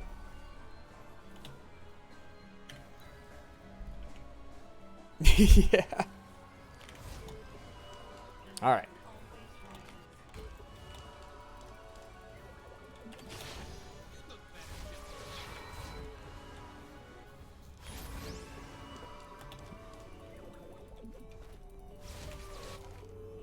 This is good. Let's do it.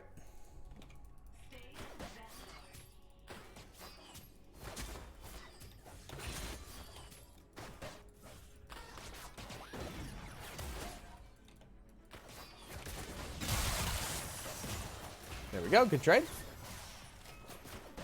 There's our 1 minion lead, so I'm moving up. I can't get stomped there. I spaced him properly. I can stomp here. Nice. Good, good, good trade.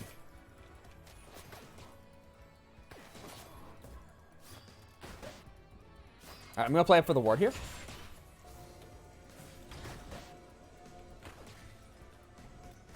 Beautiful. Now just slow push.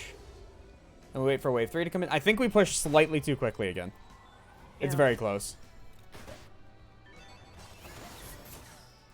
Yeah, just slightly too quickly. Unfortunate. We're literally 2 seconds off. That's okay. They just cleared it for us. So now we would look to hard crash this wave. And then let it bounce back.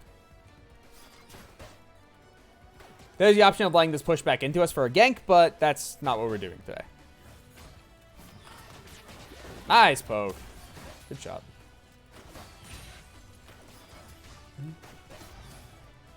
Beautiful. You had downtime, so you shot him. Beautiful. So much better. Let's go. All right. So again, normally in a normal game, I would just walk around and be able to ward.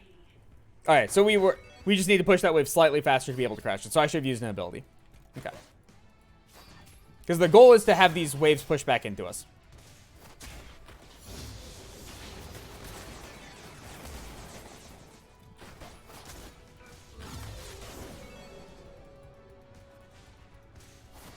All right, we gotta play up for a second to like get this wave to crash. There we go. And now we don't hit the wave anymore. We wait, we chill, we're happy. I just look to fight. So play with me, play up with me. Going on bread. Yeah, let's fucking go!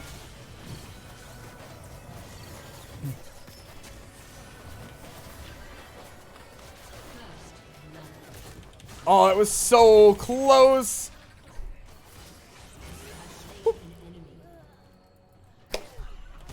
Damn. All right.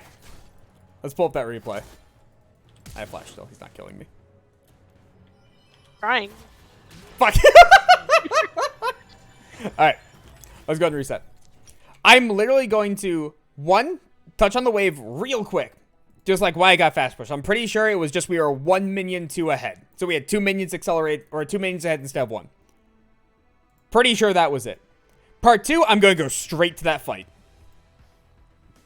Because that was the fight where we got on the AD carry, we had the ability to touch his butt, you then flashed over top of the Rakan W, that had the very high chance of being a 1 fight. Alright. So, looking at this initially. There's our 1 lead. Alright, so we're just trimming the wave too much at this point. So once we got the 1 lead and Moose backed off, that was it. Stop hitting the melees. Still cool to poke off of these, because poke is still valuable.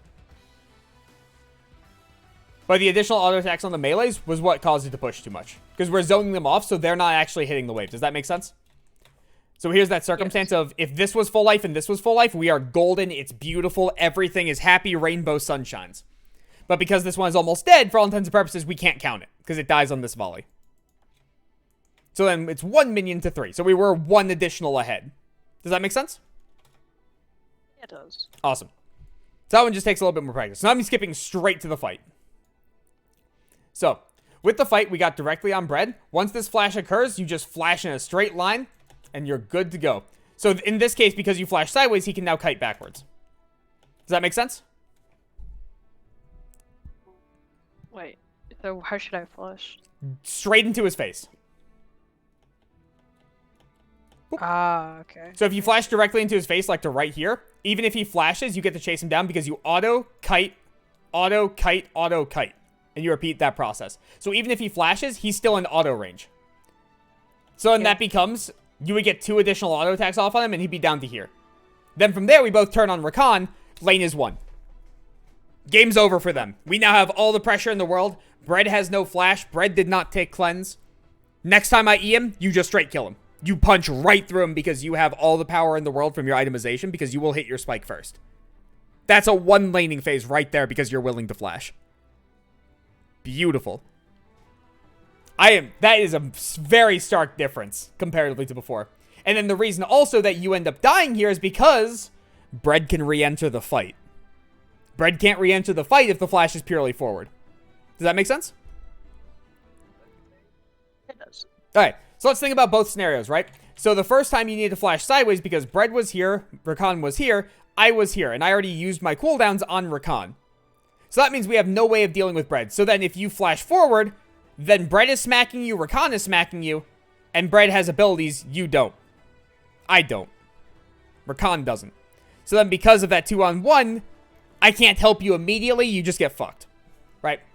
In this scenario, I had cooldowns, Bread is stun locked, so you have flashing directly forward because he is our target. In the other scenario, Rakan was our target. And so regardless, we're creating an isolated 2-on-1 environment constantly. So in this case, I use my abilities on Bread, you're flashing and using your abilities on Bread, Moose misses everything because you flash it. Yes. Beautiful. Even though Rakan is in this fight, this is for all intents and purposes a 2v1. He can't do anything to you. Moose can't do anything to you. Moose can't do anything to me. He, even though he's in the fight, for all intents and purposes, is out of the fight. This is why also when I was talking to you last time about that whole triangle thought process, I really don't like it. It's not a bad thought process, but there's so many other examples in which case you can create a 2-on-1 isolation environment because one opponent doesn't have the ability to play the game. In this case, it's through Rakan not having abilities. In most cases, it's positioning. But this is one of those circumstances where that triangle method doesn't work. It doesn't fit. But, oh, we're going one more because this was so fucking close to working. And then the Lucian Nami will literally take like 3 rotations. It's real easy. I'm so happy. I was ready for Bread to die. I was thrilled.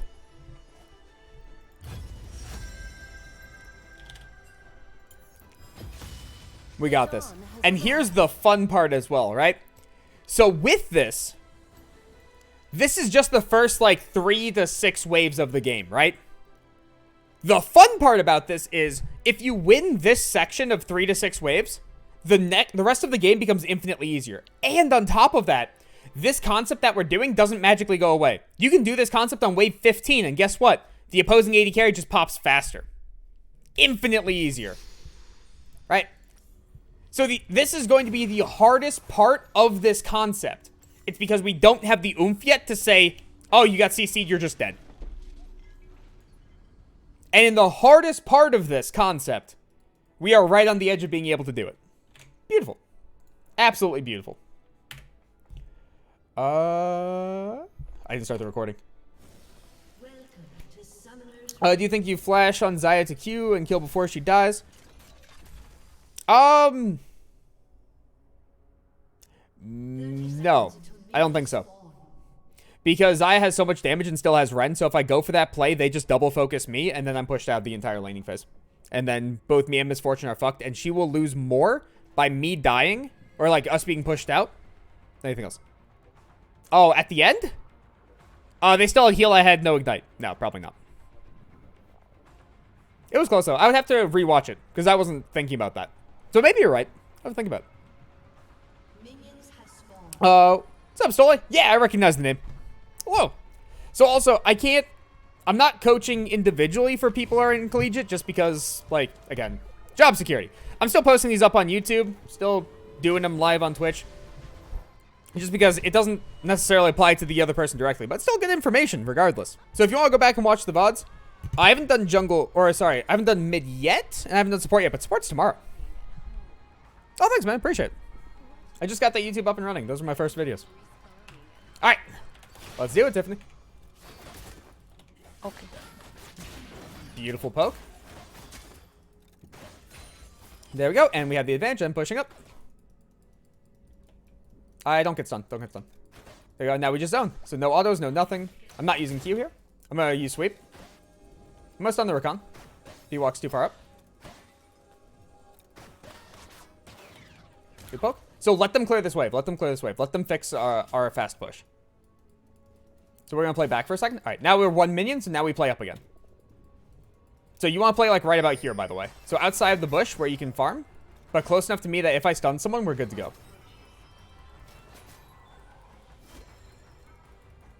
I'm going to take one of these. I'm going to take upper. Never mind. I don't hate you, I swear. That's okay. It's all good. And then now this next wave is coming. Notice how much easier this next wave is going to be to clear now. So now we fast push this. So just AFK auto attack it. We want this wave to crash at all costs. That is our goal now. And if they come up to fight us, notice how our massive wave will just nope them. They don't get to win that fight. You can burn Qs to farm too. That's perfectly acceptable. Because right now, we don't care about the opponents. We only care about the wave. There we go. So we just make sure this crashes. Moose doesn't hold it. Beautiful. And now this pushes back into us. So now we go back to that zoning concept. So they'll hit level 3 first. And again, I'm only walking up here because this is a natural thing to do. Where I would go and check for skull crabs, check for junglers, things like that. And now we just let this wave push back into us. And when we hit level 3, we'll be able to fight them again because our champions are strong.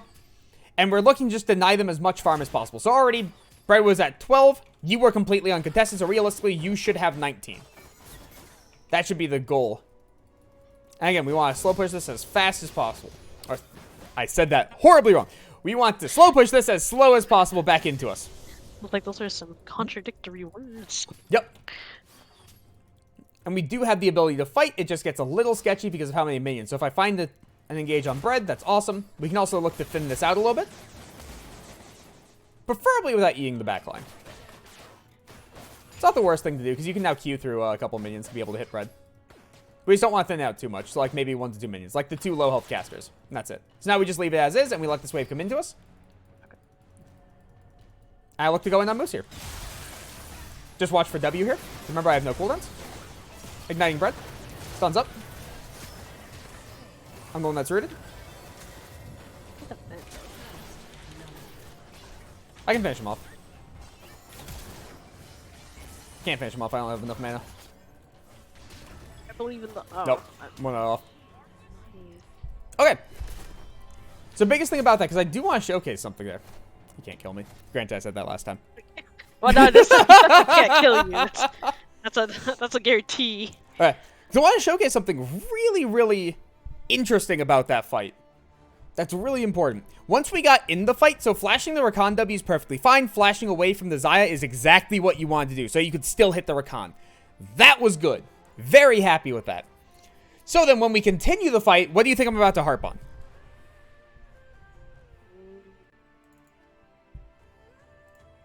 Probably how it was walking. Yeah, it was definitely about your kiting. So once we got into this fight, right? So let's look at this. Initially, when we're looking at this Rakan fight, remember, we want to continue playing up. So if I'm looking to play right here, you should be right next to me in that general vicinity. We want to play in mid to bot pocket, so we don't want to play up in top pocket. We don't want to be up here. We want to be here or lower, realistically. And then if I'm right here, your goal should be to try to be in line with that as close as possible. So especially if we're watching someone walk up, remember, I want to engage. We want to fight. That is our goal here. Getting Nightbot soon. Don't worry. So if that's the case, and Moose is walking up to me in an isolated environment, he is alone. Xayah is over here. We can absolutely just nuke this target down because he's alone. Does that make sense? Yes. So if we're watching someone walk up alone, we should always be wanting to go after them. The only condition to that would be like a mid roam or a jungle coming in. Now, once this occurs, you actually didn't have to flash that. You could have just taken a step back. Once this occurs, we want to keep focusing nearest target as much as possible, right? So then from there, if I'm stunning Bread, you can still hit Moose at this point because I now want to leave. So then, now that we're hitting Bread, you're basically just standing still for all intents and purposes. And because you're standing still, Bread is hitting you, Moose is hitting you. They still have cooldowns back up. So if that's the case, after I use all my cooldowns, literally just do 30 damage and auto attack. That's all I got for you. So if you're just hitting nearest target, you would be hitting Moose in that case. So it would be Xayah hitting me, Moose hitting you. I am significantly tankier than you. I am significantly tankier than Xayah. I'm significantly tankier than Rakan. I will survive that fight. So if that's the case, if you just focus nearest target, we can then win that fight because at that point, I could just walk away. Because it's very, very hard for me to take enough damage to be forced out because of my E. Or, I'm sorry, my W. Because that was Rend right there. I don't take much damage. Does that make sense? Yes. Okay, so the initial concept, everything was good to go. Everything was perfectly fine. We zoned them off the wave. We got the initial push. We then also slow pushed it into them. We crashed wave 3. We let the wave come back into us. We, from there, got to thin out the wave. We had the freeze. We're ready to go. At any point in time, if junglers showed up, they were just dead. Either for the dive or after we had the freeze. The only way we fucked this up is by a ganking jungler coming down, and then we just crashed wave 2 instead of wave 3. Everything else beyond that was just a net loss for the opponents. Everything. And we, again, didn't have to fight a single time. Up until they made a mistake. And that mistake was Moose walking up alone. Right there, that's just an immediate we just turn on. We see that, we're good to go. Anytime someone is isolated, we're going to take that pick. I'm not a bronze support. I'm going to fucking look for that in a heartbeat. And then again, if we look at this, and we've already talked about this trade before as well. If I stun Moose, you should be in position to be able to have an auto Q auto. So if I EQ, the E half-second route is enough for you to walk forward to be able to compensate for the fact that I am Eing forward. As long as we're in the correct position. Does that make sense? Yes. You don't sound happy, but this is so much fucking better than 3 hours ago now. This is a completely different laning phase. I mean, I just don't like how I kited. That's fine. People are allowed to make mistakes. That's acceptable. Things don't change magically in a day. Well, yeah. We are creating this in an isolated pocket environment for the purpose of understanding the concept to the point where we can build enough muscle memory to be able to take it out of this isolated environment and into the real world where it's going to be tested infinitely harder. And it's going to be tested infinitely harder, and it's going to feel infinitely worse. And when you go into a normal or ranked game and do this for the first time, it's going to feel like shit. Prepare for that. Because also, on top of that, again, I'm not creating the draft whenever you're going into the normal or ranked game. You're not going to have me as support with the communication of I'm going in, I'm doing this, I'm looking to play for this, we're repeating this process, right? You're going to have other people. So the Leona might not want to fight ever, or might go in constantly. They could do random shit and just int. That can absolutely occur. You could have Rakan who just never W's on you, and then you just get free trades. You could have Xayah who decides to just AFK fight you for no apparent reason. You get locked up because you're like, what the fuck are they doing? And then you take a bad trade because of it. That absolutely exists. Right? Yeah. So again, realistically, the fact that the thing you fucked up the most was at the end of the fight after a 4 minutes of almost beautiful laning phase, you stood still for a second. That's fine. That's fine. Because the entire concept of what needed to be practiced in order for you to be able to start excelling on all 80 carries has now begun to function. And that's the goal of this. Not to just shit stomp people. I'd rather you lose these. Because if you lose these, then you start seeing the mistakes and then you get to repeat those mistakes up until you grind them out to fix them. And that's fine. That's perfectly acceptable. Does that make sense? Yeah. Okay. So literally, the biggest problem in this entire laning phase was, hey, Rakan walked up alone, we're going in. That's it. You're in position for this. Everything's perfect. We're fine. Everything's good to go. And again, everything before this point, I have basically no complaints about. I can nitpick minor, tiny things about like base positioning, base spacing of just like you have this much kind of room to work with and you didn't play in that pocket. That kind of stuff. I can nitpick all fucking day, but that's not the goal of this. The goal of this was to get you to actually play the laning phase instead of to just exist. And this is playing the laning phase. You got the wave into a correct state. You were willing to fight with me. You pushed up so I could get bush control to allow you to function. We zoned them off the wave. We were able to poke them out whenever they stepped up. We got the wave to come back into us at the correct time. Then we got to the point where we were ready to take that fight. And that then becomes the next step. Where's the problem with that? Where's the problem with anything before this point? Yeah, fair. It looks good. It looks much, much better. This is also why I complained so much when I was watching your, the fucking in-houses. And your support, who I will not name, but I want to. And they just kind of fought for no apparent reason. You don't have to fight. There's no reason to fight if you can just suffocate out your opponent and then take a fight off of a mistake instead of you're forcing it. It's a massive difference. Absolutely massive difference in how you can play the game. Because this is also much less coin flip. That's the biggest thing as well. This is consistent. There's one way to fuck with what we just did, and we have a solution to that one way, and we know that one way at the start of the game. If there's a Lee Sin there, if there's an Elise there, if there's a Rek'Sai on the other team, and you know they're pathing bottom, you crash wave 2 instead of 3. That's it. You have the solution to the problem. Everything else, you're good to go. You're all set. Make sense? It does. Beautiful. Then we have one more rotation to do. Lucian, Nami, let's go.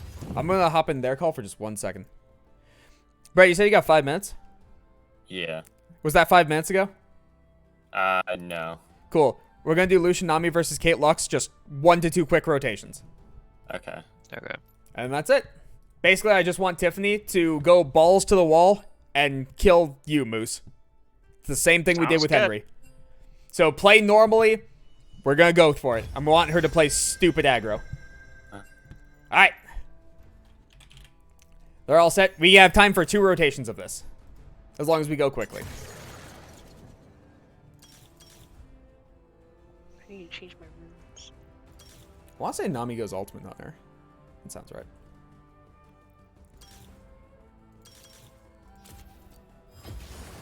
I decide what the tide will bring. What am I supposed to go secondary?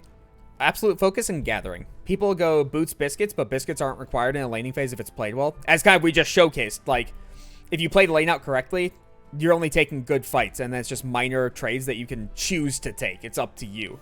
So if you're constantly taking bad trades, you utilize biscuits. If not, you're fine. Unless you're a tier user. Tier users like biscuits. And then as well, you're in precision tree primary. So then the other option you can take is if you want to go into resolve tree, that's fine. But with Lucian Nami, that's not the point. They want to be super aggro. Okay. No, I won't hit Rakan. Supports don't exist. I can't see them. Fair. Do they Zai E instead of Rakan when you engage to slow her down? Do they Zai E? Oh, E Zaya instead of Rakan when you engage. Okay.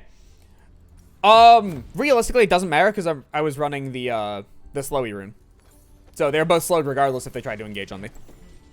The second I go in, it creates the field. And the field is quite long. I really hope it changes instantly. We can see improvement from the season. Electrocute full aggressive mode. Yeah. Again, things don't change instantaneously. This is an isolated environment with perfect scenarios where the person trying to explain what's supposed to happen is also in the game. This isn't fun to take Q. So, Should I take E? I know what I'm looking for. So, you take E into this matchup, and I take E as well, and you just go balls to the wall level 1, because now if Lux walks up near you at all whatsoever, you can just E and I E you, and she just loses half her life, because you use it to dodge the ability. If Caitlyn stops to Q, you can also dash to the side and take a double tap, and there's nothing she can really do about it. Basically, you just use your E to create an isolated trade. Under most circumstances, you'll be taking Q because you'll have the ability to smack the opponent. So, like, if it's a melee support, like Nautilus, if he walks up for a melee minion, you Q double tap. Or auto Q double tap, should it be. And then he's just kind of screwed. But versus double range, where it, like, they have an important skill shot, you can just dodge and take a really nice trade and you're fine. Downside to this is we lose lane prio. So it kind of sucks. So, Both are acceptable based on your playstyle. One is more aggressive, one is for lane control. And then if you can hit your opponent by default, Q will always be better.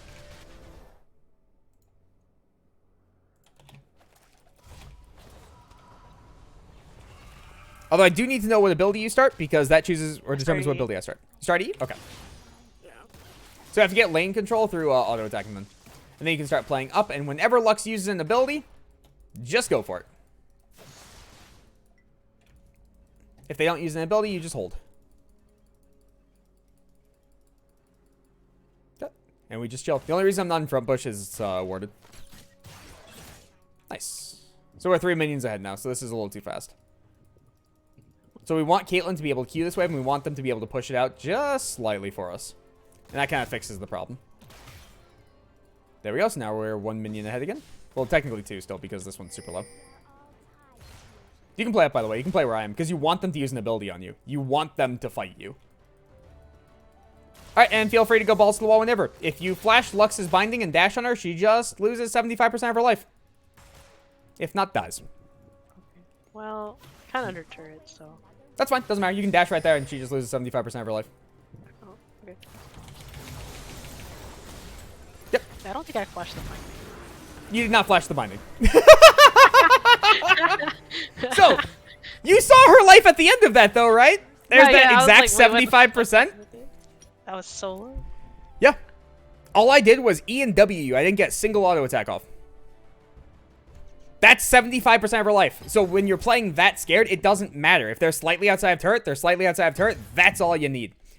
And also, if you flash that, keep in mind, that means you get to keep autoing the Lux. If you get to keep autoing the Lux, even if she's near turret, she's probably flashing. Because she's one hit. Why does it say my demotion shield's expiring? But I played yesterday. Okay, sorry. Can you re-invite me? I'll see how it is. How's it expiring? I literally played. There's also no demotion in preseason. Doesn't Why the exist. fuck is it telling me this bullshit? Because I haven't played a single game on my GM account this entire preseason. No, why is it telling me it? Oh, it probably hates you. Okay, well. I was gonna say, because I was like, I literally played yesterday. That's impossible. Unless you're about to demote to plat.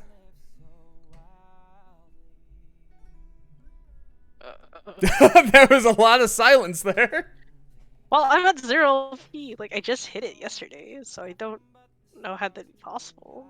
But I did lose 4 or 5 goons in a row, so maybe Yeah, it's like... it's probably trying to drag you down to plat at this point. No. I don't want to go It's down probably there. demotion in general. I mean, realistically, it doesn't matter too much. Because just MMR was. So regardless, like, if you stop playing right now, or you play one more game and lose and hit plat, doesn't matter. I might just leave it. I'm not gonna play more ranked. Okay. I think I'm done for this season. I don't know. What do you think? I don't care. Up to you. It's your account. You do what you want. That's true. 30 seconds until minions Wait. Alright. So for this one, start Q. And we're just going to play it out very slow. Once you hit level 2, literally just dash, double tap, flash the binding, double tap. Or, sorry, Q, double tap. Good to go. Oh, what's the goal for next season? Scouting Grounds. If I'm not playing in Scouting Grounds, then I want to at least attempt to coach Academy in some way. Oh my god, you're laughing. I just realized. You what? Look at me. Listen to them laugh. What the hell? Yeah, I hate Who the Lux. hell? Alright.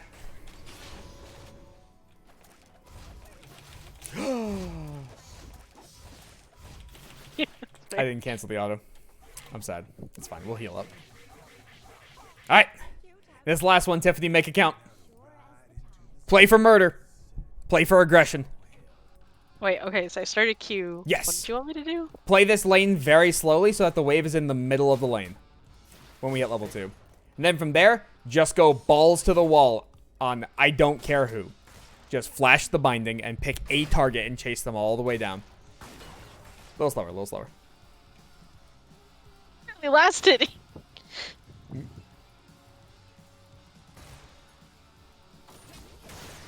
Oh, well, there we go. My ward. I'm sad. Alright. We're still 1 minion ahead, so we're in a very, very good spot. Start recording, right? Yes. Okay. There we go. So now we want to hit 2, so we want to be 1 minion ahead. We're at neutral right now.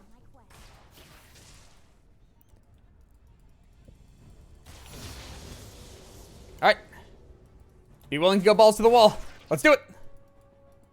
Second you see either one of them step up. Doesn't matter who. I believe in you. Like moose. Mm-hmm. Okay, That's fine. That's fine. Ease in 3 seconds. So next time you get your dash up, similar concept. 7. 7 to dash. That's worded.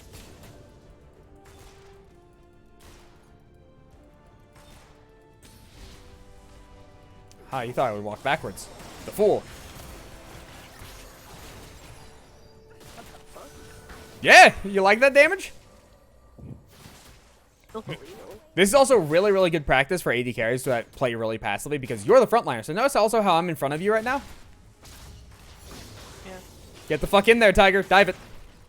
Not kidding. Dive it. Die? Dive it. Dive on Brentford. Come back to your Brentford. Oh, he leveled up. I wasn't kidding. We're diving that. That's a free kill. That was a Caitlyn at 80% life with all summoners. That's a free kill. That's really fucked up. Yes. I like it. Yes, it is. Caitlyn Lux is horrendous into this lane. But that's the thing I'm talking about, where that's how aggressive you can be as an AD carry, and Lucian is an AD carry with Nami that he has to frontline. You're the initiator instead of the support. So you're now seeing what the support sees, and you have to be able to do what the support does while being aggressive. That's the power of that lane. So, Brett has to go, so we will call it there. So let me give a quick recap. Let me also do one of these things. There we go. For everything. So, to put into perspective, things we talked about. First off, we talked about the positioning of the AD carry and support and why they want to be where they are. So, also, does bush control make a whole hell of a lot of sense now? You're not, by the way, you're not screen sharing. You know that's kind of important. Yeah. At least stream can see it this time, so that's a positive. All right. So we talked about positioning, right, of where people need to stand. So also, does bush control make a whole hell of a lot of sense now? Yeah. Does the whole isolated concept make a whole hell of a lot of sense now as well? Like when someone's isolated and how and why in multiple circumstances? Yeah. Beautiful. So how the AD carry interacts with the support also makes a whole hell of a lot of sense now, right? I just slurred everything there. Yeah, but I understood it. Beautiful. Spacing you already understood. We'll skip over that one. So, how to create isolated trades for how to abuse longer range with the burst cooldowns, where, for instance, Misfortune, you have Q up, you can look to walk forward, you can look to be able to take a quick punishment and then walk away. We were doing that really heavily on the Rakan, where it was just my Q stun into you are just auto Q and then just walk away. Beautiful. We got that going. Then from there, also how to create those isolated trades in one-on-one environments as an AD carry, where we're looking to make sure, okay, he has to have a burden of execution, I don't have a burden of execution. Then from there, I can take a free trade on him where he has no business trading back on me. If we both trade, or if I'm longer range and we both trade at the same time, it's not going to work out well, because he's shorter range, he'll have higher damage output than me. That's just the reality of the game, right? So then trading in isolation also makes more sense now, correct? Yeah. Awesome. Then from there, we got into the practice where we were able to go over those things actually in-game to the point where we got them down, and with Misfortune Leona, which again is a relatively easy one to be able to function off of comparatively to like Caitlyn Lux. Caitlyn Lux is much, much harder. We got to firmly see you have the capability to do that. We just then need to make sure that you're pushing the waves at a reasonable pace, and we need to make sure you're playing up with your support all the time instead of 95% of the time. And you have it down. You have this concept down.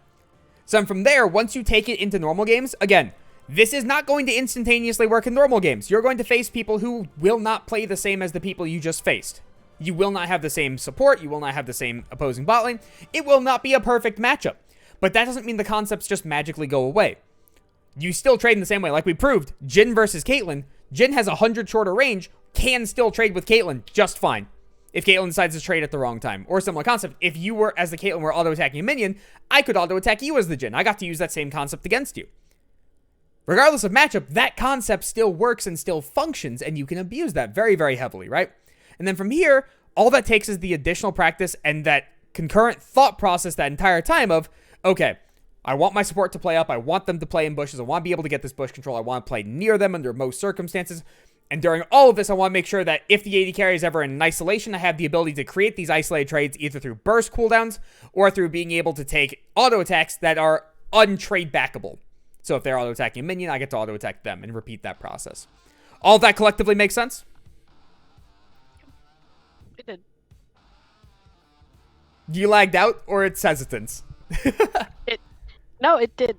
Okay, sorry. Because whenever you're watching the stream, it immediately starts lagging out. So then it gets kind of spooky on my end. All right. So off of that, you can turn off screen share, by the way, so I can hear you clearly. Are there any questions you have off of this? Because also, this is literally just first step above all else. This is just pure overarching concepts above all else. I mean, I don't really have any questions. I mean, outside of like what we've done, because it all makes sense. Mhm. Like, I think my biggest problem is just applying application. Mhm. But I mean, if anything, do you have like a ongoing doc or resource for if I wanted to go back and like see these thingy-majiggies or concepts? There we go. The only resource I would have for this would be the VOD of this, which will be up on YouTube. Okay. But beyond that, no. I haven't made any content, so that's also my goal over winter break, is to create that content, which is also why I'm doing this as well. So makes I'm sense. planning on making guides to that kind of stuff, just in the near future. It doesn't exist yet. Okay. Well, there you go. Okay. Well, that's it. All right, so one additional thing to end on is if you're going to focus on anything that we talked about today whatsoever, it's going to be by far and away how to trade with the opposing AD carry in isolation. If you can even just, at a bare minimum, get that to near perfection, you're going to win so many laning phases that you're not supposed to win. It's insane. Because think about also how many laning phases you've played where the opposing AD carry doesn't do that to you whatsoever. And both lanes just go neutral and sit there. And with that, right, now all of a sudden, if they're not willing to do it to you, that probably means they don't know how to do it. If they don't know how to do it, that means you're going to get to do it to them for free. And especially in all the lanes we played together, the opposing AD carry never did it. At any point in time, in recollection. They never tried to do it. It's either they were on the hard front foot and their support engaged for them, or they existed. Those were kind of the two scenarios. So if that's the case, and the majority of games you're going to play will not have an AD carry that will do this, you basically can make the game a 4v5 on your own. Alright. Off of that, I'm going to send you this on Discord because there's no reason not to. I'm doing it for other people too. Oh, I just realized if I message you that way, it will not have the correct formatting. There we go. As always, if you have any questions on this stuff, go ahead and feel free to message me. I'm happy to answer all this stuff. I am happy to work with you again on more individual things comparatively. Because, again, I like harping on this a lot because a lot of people get frustrated the first time when it's just like, I'm not improving that much. I'm like, yeah, this is overarching stuff. This is like, you gotta put a lot of thought into this. This is the precursor to things. Oh, I understand. Like, obviously, I understand that it takes time. Yeah, because if we never talked about this kind of stuff and then it's just like, okay, well, let's learn this specific lane and how to do it to perfection. And then it's just like, well, now we're going to take 2 hours to talk about the first 5 minutes of the laning phase. Now we don't have to. Now all of a sudden, we just skip straight to it. Because we already understand the majority of these concepts. If we can do these concepts, all of a sudden, all the resets become easier, the laning phases become easier, the concepts become easier. Everything just kind of flows fluidly from this point forward. Alrighty. Well, off of that again, thank you for signing up. I do appreciate it. Again, have any questions, feel free to message me or contact me at any point in time. We're probably going to be in the same Discord call in the near future. Let's be realistic on that. Oh, yeah, I mean, Yep. And then if there is more time in January, I'd love to work with you again. okay, for sure. Me too. All right. Off of that, have a good night. You too. Thank you, John. Absolutely. All right. Hi, stream. So, okay. Let me do this. This was scuffed. This was very scuffed. And that's okay. Because I didn't have anything showing at the start of this, which is a little important. But hey, you know what? Webcam. Right there. I have a webcam now. And it works. It looks nice. So, I got that. So, let me read chat real quick and then answer any of your questions. Support that actually exists is so good. Absolutely. Support dictates the entire lane. They are required to play the game. Scourge deck. I don't know what any of that is. I got a notepad on what to do. When to do it. Yeah. That's what I'm going to be doing in the near future. But video-wise. So it'll work out. It'll be much shorter. I actually use my brain. Hell yes, you do. Alright. So, with chat, any additional questions that you guys have for me or any comments? Anything whatsoever. What do you got? I will be happy to answer any league questions while we have some time.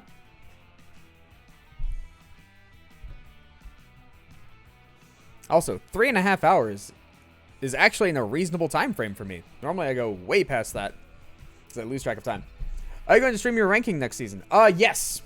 I'm going to stream a lot more in the near future. The only problem with streaming my ranked is I like to explain stuff, which then problems occur off of that. Because then I started explaining way too much and I focus on that comparatively to the game. And then we have moments like today in the resets where I zone out and I don't realize a minion is missing. And then I get hooked and I die. So, that happens. Like the part where Bread died. Me too. It's always fun. Because he had to leave and go get pizza, so we couldn't do more resets. Well, it is nice to be able to see, like with Lucian Nami and how potent that is. There are so many bot lanes that have equal kill pressure, but they have to work more in tandem with each other. With Lucian Nami, it's just incredibly simplistic. It is Lucian dashes forward and target loses 75% of their life. If Lucian gets CC'd, he dies. So, you look for any isolated trade where the opponent doesn't have the ability to CC you, or you look at someone with 80% life and say, you just Thanos snap them. They're just gone. Then from there, you snowball out of control. You still hit mid to late game, where if you get CC'd, you still die, but you have a pocket to be able to try to help you with that, so it's not the worst. Let me move this to main monitor so I can actually, like, look forward. Makes a lot more sense this way. Alright. Any other questions before I end the stream? I just realized I'm still recording. I should probably stop that.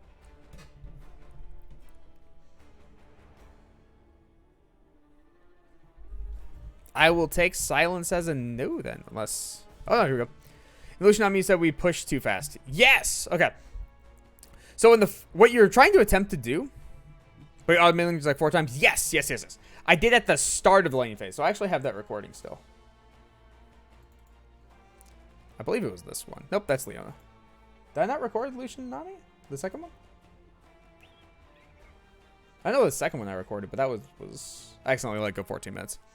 So, when I outed the minions, it was because it was at the start of the laning phase, so I was trying to match the push of the opposing AD carry, so that our AD carry can be able to create the push on their own. Because we need to be ahead of the opponent. So if it's my AD carry autoing and their AD carry auto-attacking, then we go neutral. We don't want to be neutral. We want to be slightly ahead. So my 4 auto-attacks then give us that 1 minion advantage. Alright, I do have it. Cool. So right at the start here. So I should be autoing the minions here, right? So notice how Caitlyn's autoing and Lucian's autoing? It's not showing. I can fix that. There we go. I fixed it. Alright, let me pull that back up. So, let me back this up. So, right at the start of the game, right? So, Caitlyn's auto-attacking, Lucian's auto-attacking. Caitlyn, Lucian. Then I do. Caitlyn, Lucian. I do. So, we're 2 auto-attacks ahead of the opponents, basically, for all intents and purposes. So, me autoing this wave 3 times gave us the ability to be 1 minion ahead. Then from there, once Caitlyn stops auto-attacking, then Lucian should stop auto-attacking, because we just want to be that slight ahead. So when Lucian continues to auto-attack, that's what's going to cause the issue. So like that auto-attack right there. That's what sets the wave out of balance. Because 3 auto-attacks dealing, what, 50 damage? Yeah, 51 damage. That's 150 life. That's a caster minion. So we are 1 minion ahead off of those 3 auto-attacks for all intents and purposes, because it became auto. There we go. Also, in these kind of games, I'm still clueless on what to do matchups that have more range than me with Jhin. So we actually just showcased that earlier today, where even versus Caitlyn, I had the ability to trade on Caitlyn. And it was because Caitlyn had a burden of execution to farm, so I walked up and auto-attacked her. Or if Caitlyn decided to auto-attack on me whenever I had no burden of execution, I could immediately trade back. If I just decided to take her auto-attack and run, that's when we run into an issue. That's when problems start to arise. So either you play out of her range or you play in her range and willing to fight. Those are your 2 options. If you whiffle waffle in between, then you have massive issues. Because they won't farm. Yeah, every AD carry will have burden of execution to farm at some point in time. So you can punish that by being able to walk up and auto attack. So for instance, right here, I'm just going to give a random arbitrary example. Let me back this up. So Lucian has to auto attack this minion, right? So if Lucian is standing here and like wiffle waffling back and forth waiting to last hit, when this minion gets low, you can assume his auto attack does X amount of damage, like right there-ish kind of thing. Right? So when the minion is about to get to that, Lucian's going to walk up and auto attack that. So I can preemptively walk up as Jhin to be able to be in preparation to auto attack that. So either the Caitlyn auto attacks me and loses the minion, and then I auto attack the Caitlyn. Cool, we traded.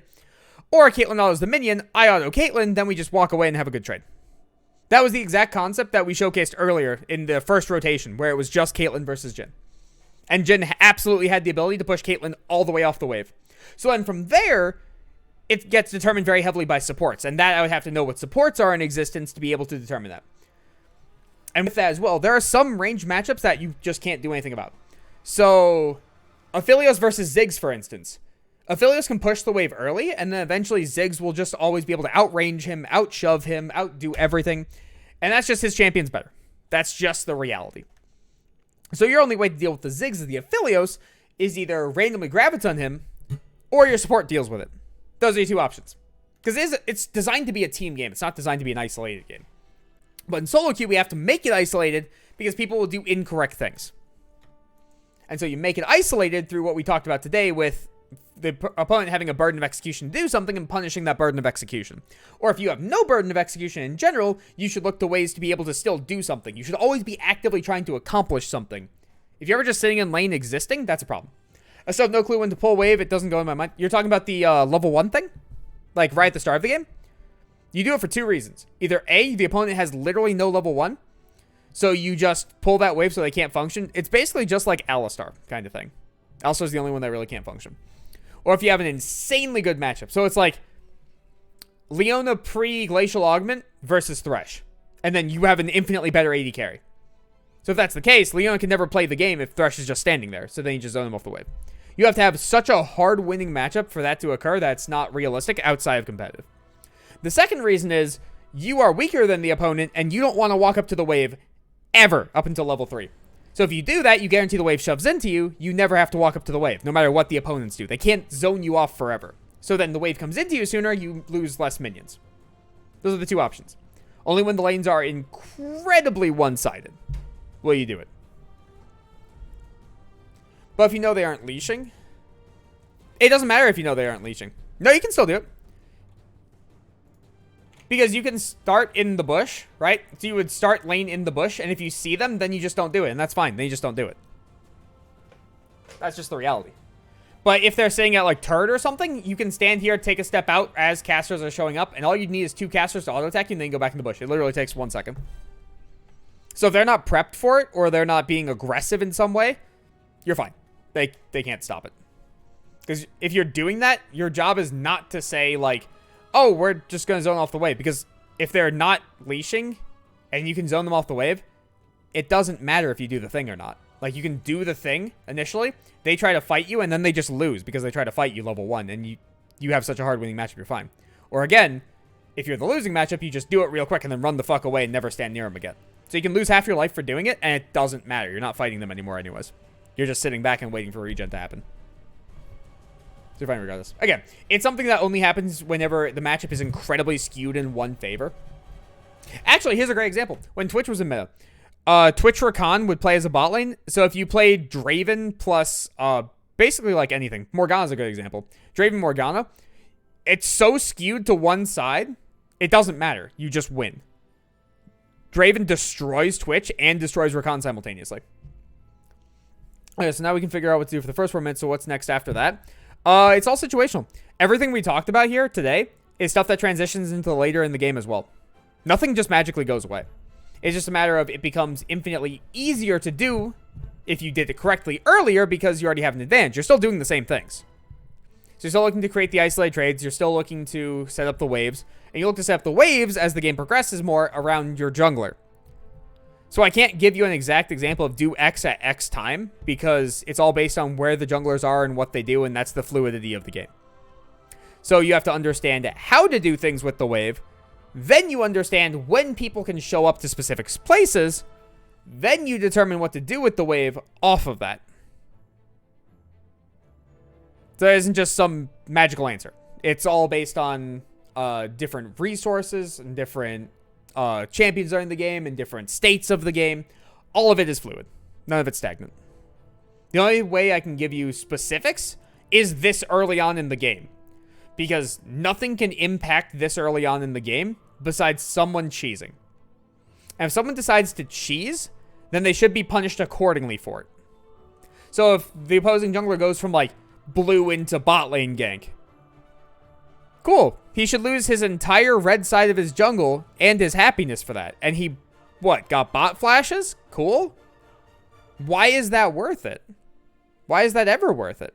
And if bot lane dies to that, why? They have summoners. It's level 1. There's no reason to die to that. That kind of stuff. Draven things. Yeah, Draven's just a really, really good champion when in his correct location. As long as he bullies out the opposing AD carry, he's fantastic. Absolutely fantastic.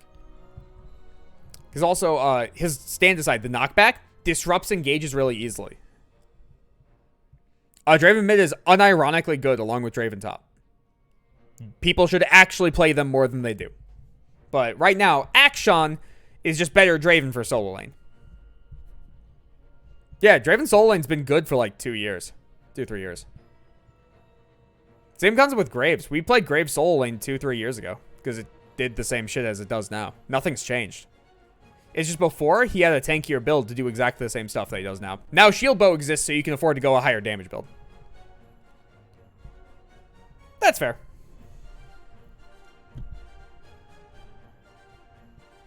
Yeah. There's a lot of stuff that's really, really good. And it just takes a lot of games to get good at. So, like, Karthus AD carry is amazing. But no one's going to play it because no one's put practice into it. Brand support is really good in specific circumstances. Alawi top lane and mid lane are really good in specific circumstances. Alawi bot is also not terrible with a Soraka. You rend a soul, Soraka now Q the soul for perma healing. Give me fun facts about Ryze. Their support's great. Ryze is okay if you're really good at the game and the opposing composition is susceptible to him and he's enabled. If all of those don't occur, then he has the Lucian problem of he's mid-range, but shorter mid-range. So he walks into a fight, gets crowd controlled, and dies. That's just his reality. Back when he had a shield in his kit and he had tankier items, he could play that style and be broken, which is great. But so if you're playing Ryze, normally for competitive play, you'd want like something to enable him and keep him safe. Like you can play Ivern jungle. That works. Or the opposing composition has no dive. They're just frontliners that walk in. And on top of that, Ryze is also a split pusher. He's not really a team fighter. He can team fight, but he prefers to split push. So he has to have a good matchup in the split push as well. There's a lot of things that have to go right to want Ryze over top of another pick. And people in high elo will pick Ryze just because, like, he hits so goddamn hard. So he can outplay people. If he outplays people, awesome. That works. But whatever you want, Fox. Whatever you enjoy. Don't worry about if the champion's good or not. Nothing matters. Nothing matters at all. Did I even know? Yeah, that's fair. Alright. Off of that, though, I'm going to be hopping off for the stream. Thank you guys for sticking around so much. I do really appreciate it. Tomorrow, I believe I have Alec for support. You got every champ on Masters? Yep.